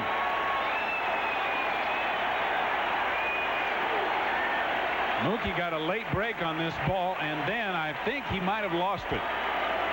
Because rarely does Mookie pull up on a ball. I don't think he knows where it is for a moment, and when he finally sees it, it's too late for him to make a play on the ball. But this is a mistake. You have got to throw the ball to the cutoff man in that situation. And Mookie threw that ball all the way to home plate. Carter came out a ways to cut it off. But you cannot let Poole go to second base as Doran chugs around and scores to make it a 4-3 Mets lead. But more importantly, the throw to home sent the tying run into scoring position as Poole is at second. And now Davey Johnson out to the mound, and it appears he's going to take Gooden out of the ball game. Throw home was a waste of time. Throw should have gone into second base. And here comes Jesse Orozco. Maybe Tim McCarver can look this up in his pitching book, but I don't know that Gooden has been removed this year during an inning.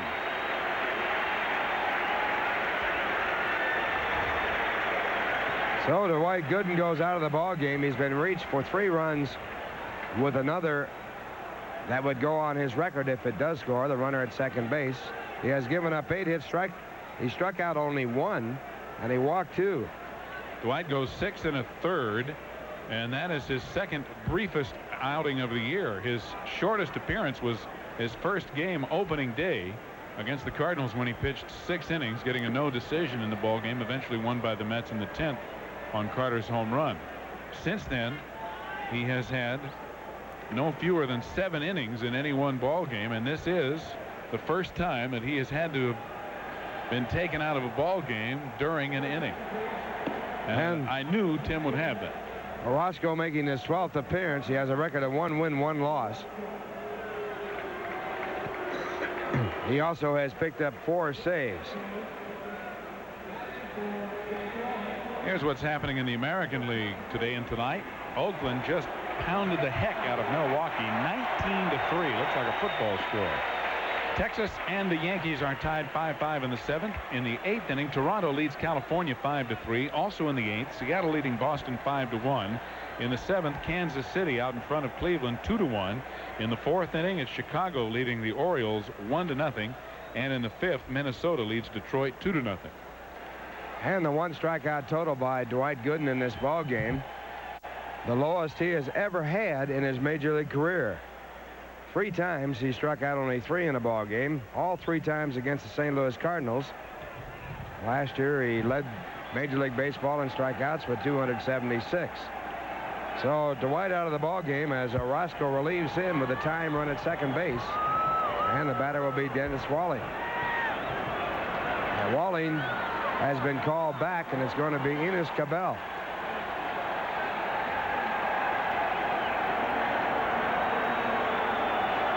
Walling a left-handed hitter, and Cabell, of course, swings from the right side. Enos hitting .246, no homers, 4 RBIs. He's 2 for 7 as a pinch hitter with 3 pinch hit RBIs. And that runner at second base represents a time run in the ball game. Mets leading 4-3. And Orozco starts off with a breaking ball and misses for ball 1. Jesse with an earned run average of 2.50. Ralph, 1 out, a left-handed pitcher on the mound, and Poole, who runs well, might be inclined to steal third base. And the breaking ball back, a called strike. Carter, the Met catcher, has thrown out 13 runners attempting to steal out of the 29 that have tried.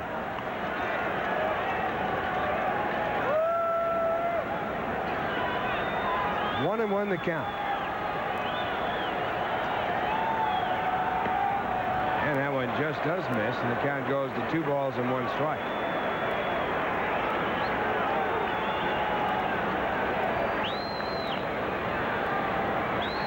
Mets led 2-0 in this ball game, then led 2-1, then they led 4-1. Now they have seen their lead dissipate to 4-3 with a potential time run at second. 1 man out, bottom half of the 7th inning.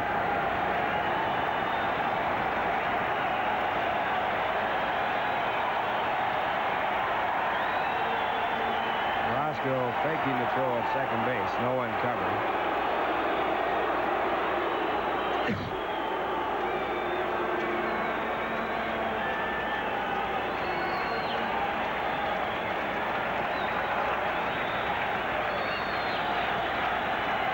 Now the 2-1 pitch, and a good breaking ball for strike 2. 2 balls and 2 strikes. This is one of Jesse's patented breaking balls right here. Drops right in there. So Jesse with a count at 2-2.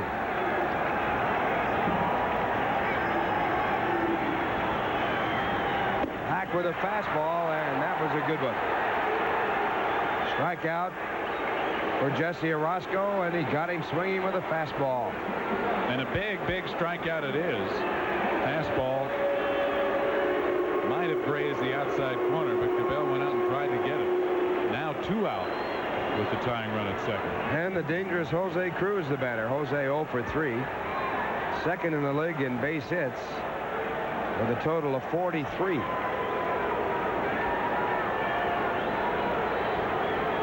Batting average at .333.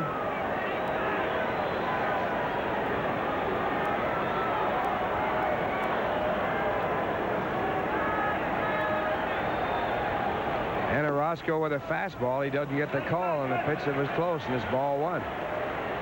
Hankovich is the on-deck batter. Tim Pankovich.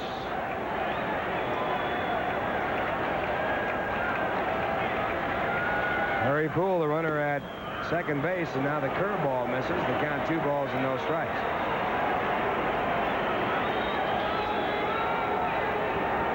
Bob Lillis, the manager of the Houston Astros, played for Houston back in 1962.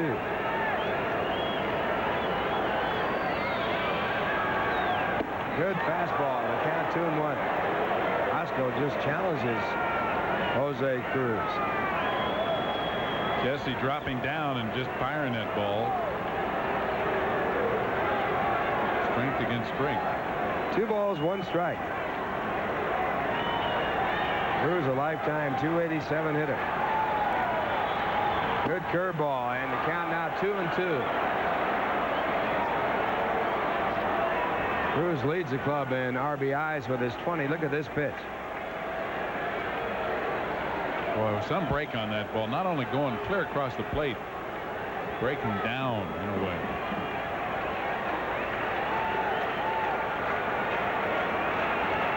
Jesse can really be tough on left-handed hitters. He has to be in this situation with a tying run at second base. 2-2 pitch goes to the curve. Did he swing? They appeal to third base umpire. Dick Stello, he said no.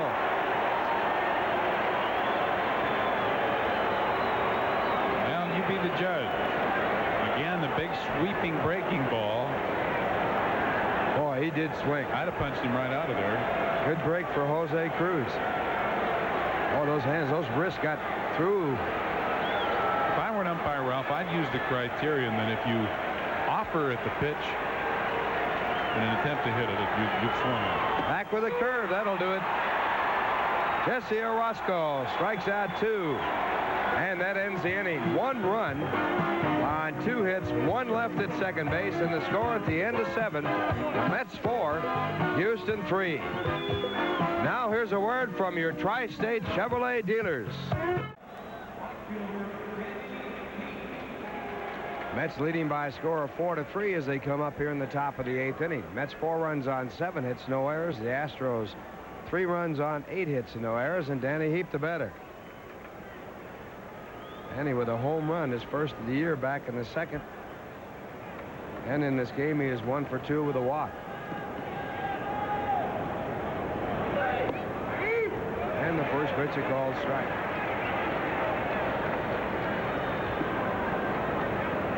The left-hander is Tom Gorman, and the right-hander there is Gardner, Wes Gardner. 1 strike pitch, a little bit low in the count, 1 ball and 1 strike.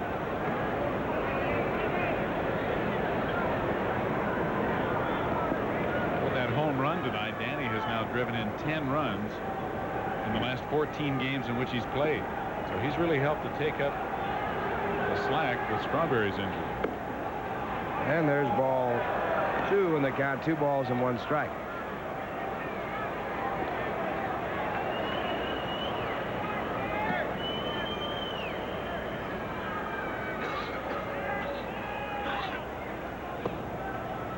And ball 3, 3 balls and a strike.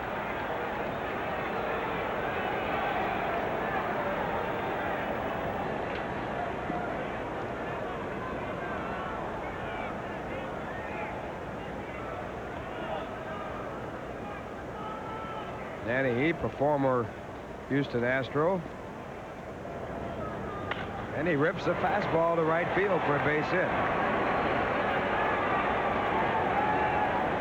So Heap, who got his 14th career home run in his first appearance, singles here in the 8th inning. The Mets have a runner on with no one out. And the batter will be Ray Knight. Well, the Mets obviously would like a little insurance to take into the bottom of the 8th and 9th inning and get the leadoff batter on. It's a start in the right direction in that regard. Ray Knight, batting for the 4th time, has singled and walked twice. So he's had a perfect night tonight.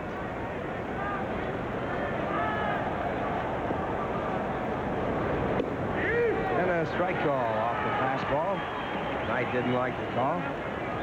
Hey, what do you care, huh? Mets have always had trouble with Houston. In Houston, they have a record of only 53 wins to Houston's 105. And they're not the only club that has had a losing record in this place. Such a different ballpark than most of the rest of the National League. Drive out to left field. High fly ball. Jose Cruz puts it away. Danny Heap, who had tagged up at first base, holds there.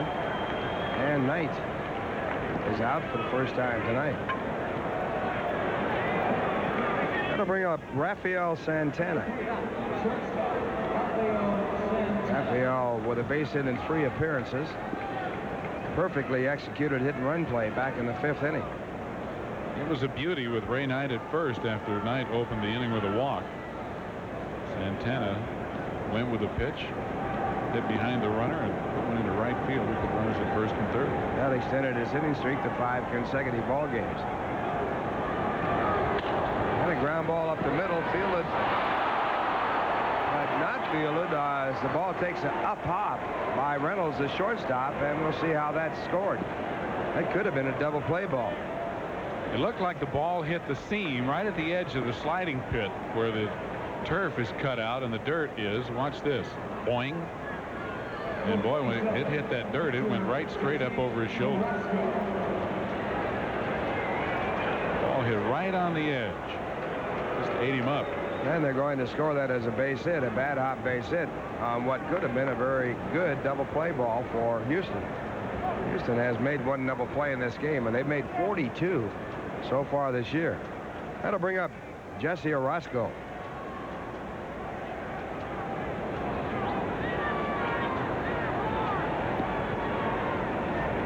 Runners at first and second. Houston looking for the sacrifice, 1 man away. Orozco's not a bad hitting pitcher. And he takes low. Boy, I tell you, Garner and Cabell were so close to Orozco, they could have shaken hands. Well, Houston putting on the rotation play, having the shortstop cover at third and charging with the third baseman. Orozco's a good enough hitter that they can switch over. This is only Jesse's second at bat this season. Outfield also very shallow. Here come the corners, and he swings away, bounces up the middle, a base hit. Coming around is Heap. The throw to the plate is in time, and Heap is out. Danny Heap arguing he got into the plate before the tag, and here comes Davy Johnson.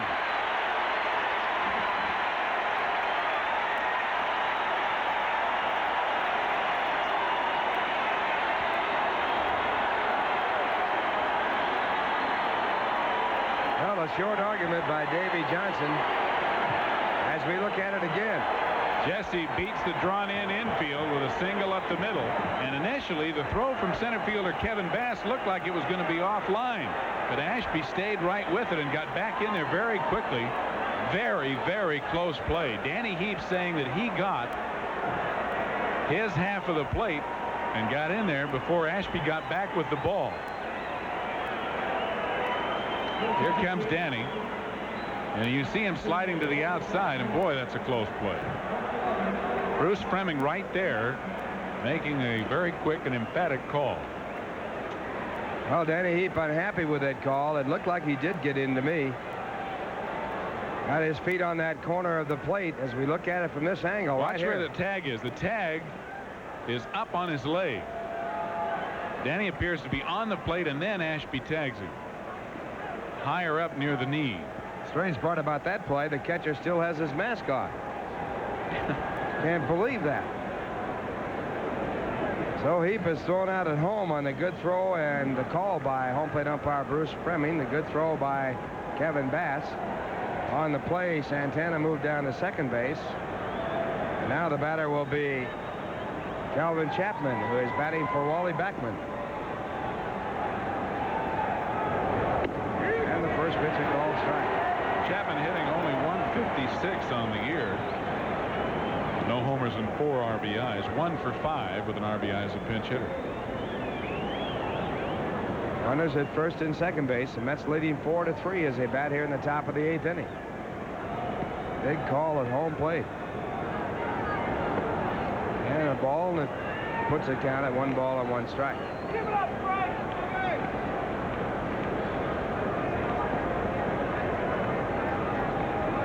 Chapman batting for Wally Backman. Wally in the ball game had a base hit and 3 official times up. Also drove in a run with a sacrifice fly. And it's low again. The count 2 balls and 1 strike.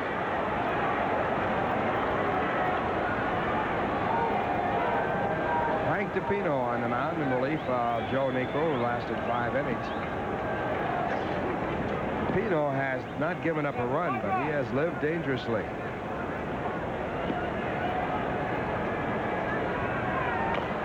And Chapman pulls it foul, grounds it into the stands. The count 2-2.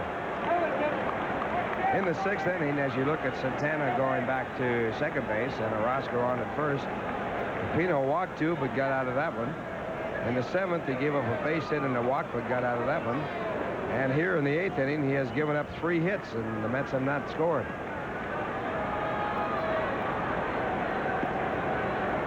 Two and two the count.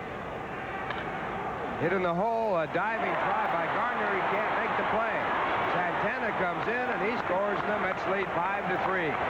Big pinch hit by Chapman, and the Mets pick up a good run. And a big run it is, Ralph, in a 1-run ball game to take that extra run into the last 2 innings with the home at bat. Boy, I'll tell you, you talk about a CNI base hit. That's just out of the reach. Cruz had an idea about making a throw to the plate, but he was a little bit off balance when he picked up the ball. Here we'll see it again, and boy, you'll really get an idea as to how he threaded the needle. Just by Garner, just by Reynolds. And what a big RBI for Chapman, his 5th RBI of the year. Make it his 4th. Nope, his 5th. So that is all for DePino. Goes out of the ball game with 1 run charged against his record. And the new pitch in the ball game for the Houston Astros. It's Bill Dawley. I was going to say last year had a good record for the Astros, 11-4 with 5 saves. Off to a slow start this year, as is the case for many of the Houston relief pitchers. 0-2, a 4.74 ERA. His 12th appearance. He's picked up 1 save. He's worked 19 innings, allowing 10 earned runs, 3 homers, walked 12, and struck out 11. And Dolly will be working to Mookie Wilson as his first batter. Don King presents 3 action-packed bouts featuring the nation's top boxers. June 6th at 8 o'clock, it's D-Day Dynamite. I love these names they come up with for these boxing shows. D-Day Dynamite. The best fight night of the year right here on Channel 9, June 6th. D-Day. And that is Calhoun throwing in the bullpen. Jeff Calhoun for the Houston Astros. DePino went 2 2/3 innings. He's still responsible for the base runners, charged with 1 run on 4 hits. He did not strike out a batter. He walked 3 and threw a wild pitch. And Mookie Wilson, the batter. Mookie with a triple and a single and 3 official plate appearances. He takes a fastball, strike 1.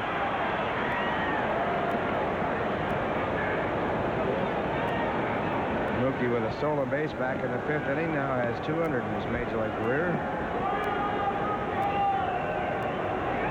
Curveball ripped down the right field side, foul. Right back into that second deck. I think it's the 3rd deck.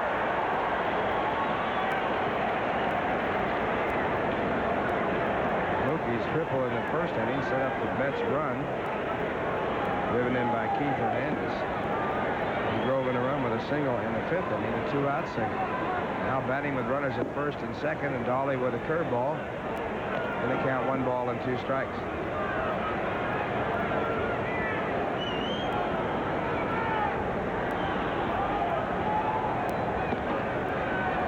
Mookie did not play against Houston when they played at Shea Stadium. Each team winning a ball game in a 2-game series. And Dolly misses with a fastball, and the count 2-2.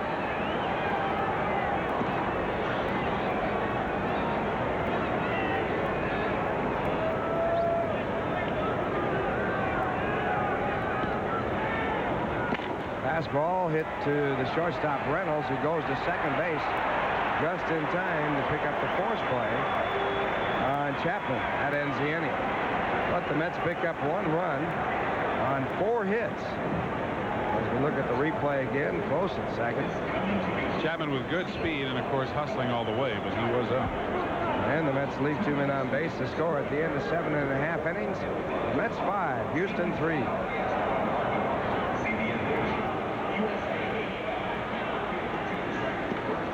Zabriskie. Thanks, Ralph. And Jim Pankovitz will lead it off, pinch hitting for the pitcher, Bill Dolly. Kelvin Chapman stays in the game and plays second base, having hit for Backman. Pankovitz is a pinch hitter, 4 for 6 with an RBI, overall hitting .294. Pops it up. Carter has a play in foul territory. Stays with it, 1 away. I'll tell you, it's there may not be any wind or sun to contend with in here, but it is not a routine play on a pop-up. And Carter, one of the best in the business at this, makes the call for it, and they leave him alone, and he makes the catch. For years, people thought they had a wind machine in this place, and it blew out only when Houston was batting.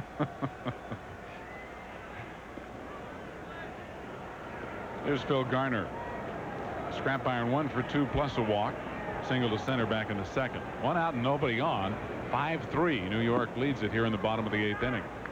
Orozco in relief of Dwight Gooden, who pitched 6 1/3 and left on the winning side of the ledger. Right in there. 1-1.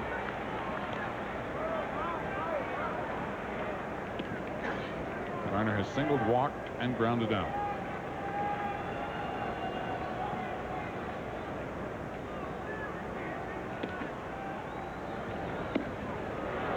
Got fooled, and it's 1-2. Since he shaved off that mustache, we finally got a chance to see what he looks like. Well, that was some mustache, wasn't it? Had the handlebar job. He had that for 13 years. He wore that mustache. Dave Smith in the bullpen for the Astros will undoubtedly be the next pitcher. There's a new way to clean off home plate. That's so Bruce doesn't have to bend over, so he just kicks the dirt off.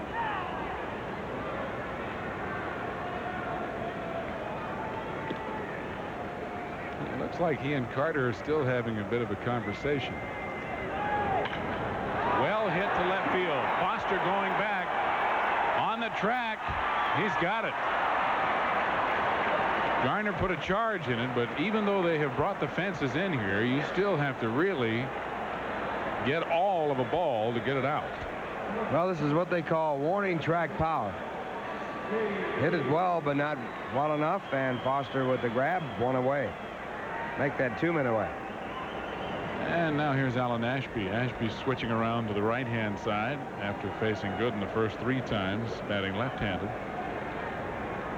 Ashby 1 for 3 against Gooden. He had a single to center in the 4th inning. 2 out and nobody on here in the bottom of the 8th. A 5-3 New York lead. Jesse looking for save number 5. Foul back. Strike 1.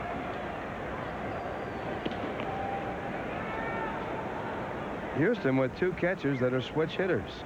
It's rather unusual. Mark Bailey and Alan Ashby.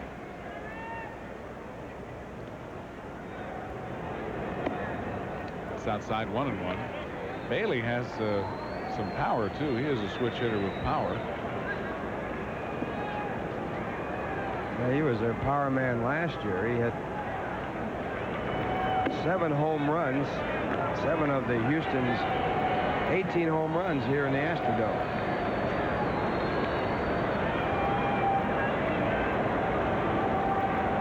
2-1 to Alan Ashby. Foul back again. 2-2. Ashby hitting .268. Has not been playing a whole lot. In fact, really, Bailey's been playing more than Ashby, but Bailey not hitting only .211. So Bob Lillis trying to find a guy behind the plate that will put some offensive charge into things. Jesse gets them 1-2-3 here in the 8th to pick up his 3rd strikeout. He has retired 5 in a row. All 5 he has faced since relieving Gooden in the 7th. And we'll go to the 9th here at Houston, but the Mets out in front 5-3. Through the 4th of the evening, no record, a 4.76 ERA. He has picked up 2 saves in his 9 previous appearances. He's pitched 11 1/3 innings, given up 6 earned runs, 1 home run, walked 5, and struck out 6. And he'll be facing here in the 9th inning Keith Hernandez, Gary Carter, and George Foster. The Mets lead at 5-3. 5 runs, 11 hits, no errors for the Mets. 3 runs, 8 hits, and no errors for Houston. Hernandez 1 for 1 plus 2 walks and a sacrifice fly that drove in a run in the 1st inning. Strike 1. Keith now with a 5-game hitting streak, along with 19 RBIs on the year to lead the Mets.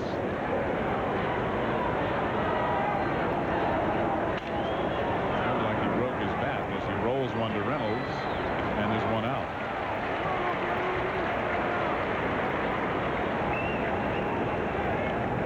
And here's Gary Carter. Carter 0 for 3 plus a walk, has struck out twice.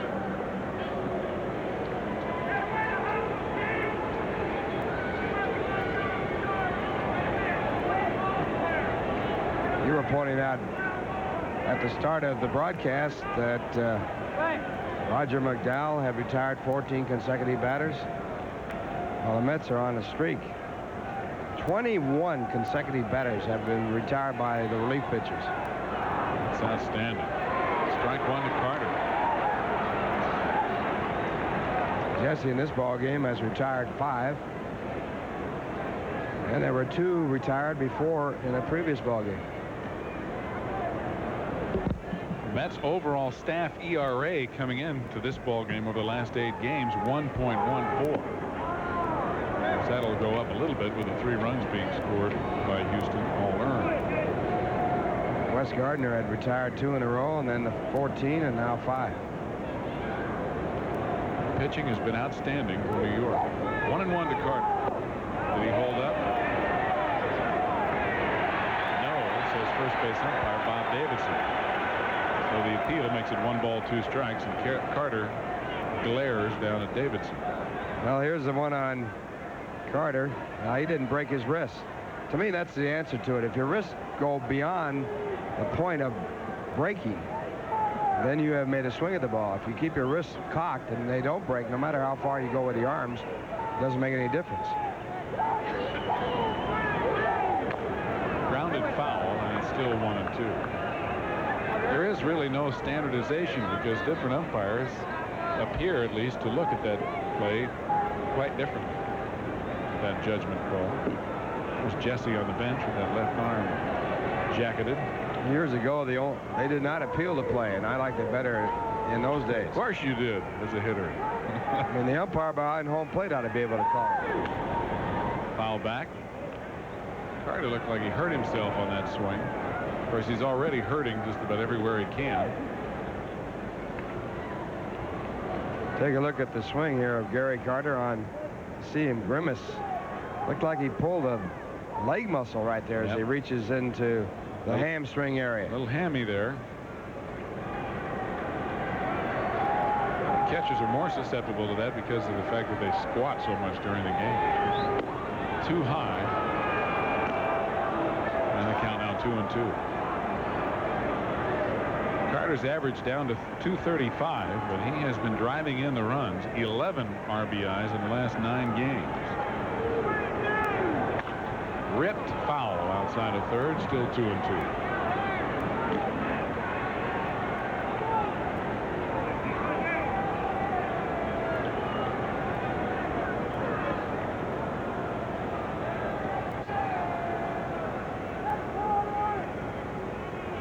The kid from Culver City now lives on the east coast of Florida.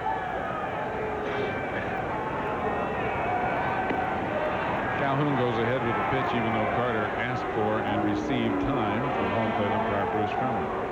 Looked like Gary got something in his eye just as Calhoun was ready to pitch.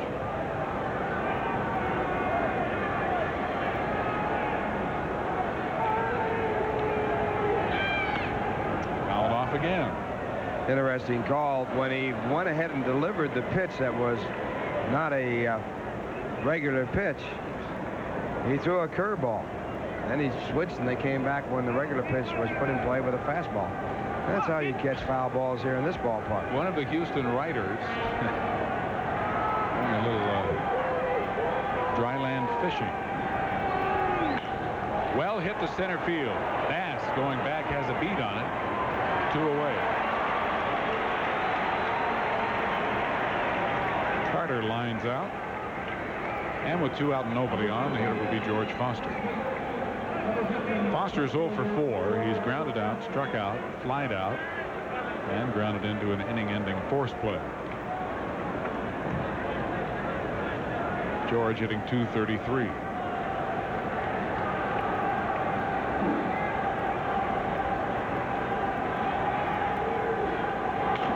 Ground ball to short. Scooped up by Reynolds, and an easy 1-2-3 inning for Calhoun in his relief appearance as he gets the Mets in order. And Jesse Orozco and the New York Mets will take a 2-run 5-3 lead into the bottom of the 9th here in Houston. After this, from your Tri-State Chevrolet dealer. Take on the Houston Astros tomorrow night at 8:30 right here on Channel 9. The best seat in the house. Right-handed hitting Dickie Thon will pinch hit for left-handed hitting shortstop Craig Reynolds here in the bottom of the 9th. 5-3 New York leading. Thon hitting only .218. No homers, 2 RBIs. He's 0 for 1 as a pinch hitter. And of course, back playing after that near disastrous accident here last year in the Dome when Mike Torres unleashed a fastball that rode in on Dickie and caught him right outside the left eye. It was in the 6th game of the season last year. Strike called, 1-1. Thon from Puerto Rico, looked upon before the accident as one of the real up-and-comers in baseball. Good fastball from Jesse, and it's 1-2. Orozco in relief of Gooden. Dwight going 6 1/3. Jesse trying to nail down Gooden's 6th victory and pick up his 5th save. Just outside, 2-2. Dickie Thon was almost a New York Met. Joe McDonald had made a deal for Thon along with another ball player from the California Angels for Craig Swan. The other ball player was Willie Aikens. Kevin Bass, the on-deck hitter, hitting in the number 9 spot. He'll be followed by Bill Doran. This is G. Rollet, who owned the ball club. Nixed the deal the next day. Foul out of play, and it's still 3-2. Well, the Astros were glad they got him from California. And he may yet return to the form that he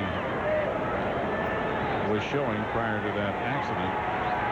Talked to him before the game. He said he feels fine. He's seeing perfectly. He doesn't really have any problem. Didn't see that pitch.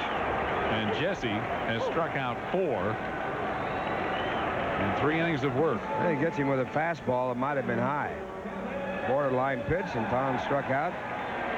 Jesse now has retired 6 in a row. Actually, only 2 full innings of work so far for Jesse, as he pitched 2/3 in the 7th. Kevin Bass is 1 for 2. He singled to center and scored in the 5th, and then lined to short on a fine diving play by Rafael Santana in the 7th. Ball 1.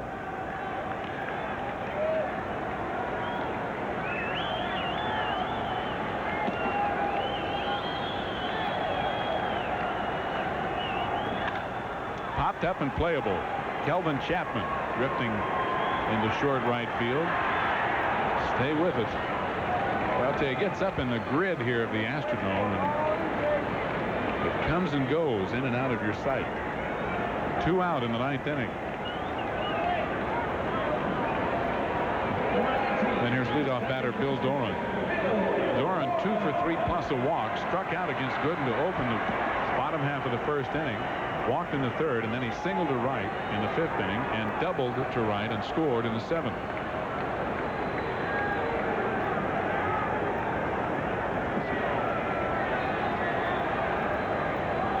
2 out, bottom of the ninth. The Mets lead it 5-3. Nobody on, and now Doran asks for time.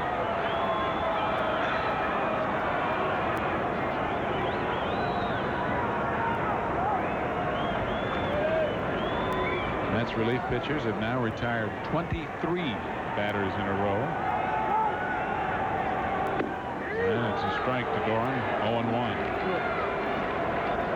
Doran went 170 consecutive chances without making an error at second base until last night against Montreal.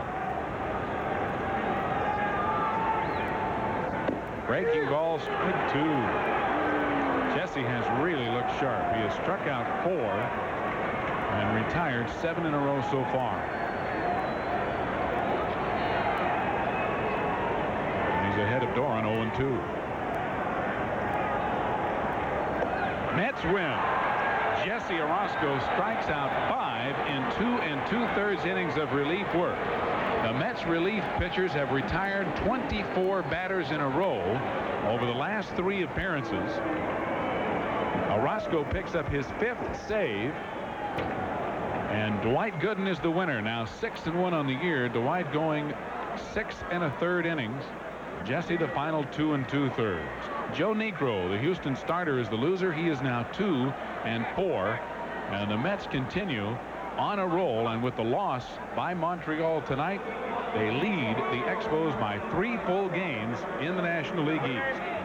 Ralph and I'll be back to wrap it up, and Timmy will have an interview, so stay with us here in the Astrodome, where the Mets have taken the first of this 2-game series 5-3. Now here's a word from Busch Beer.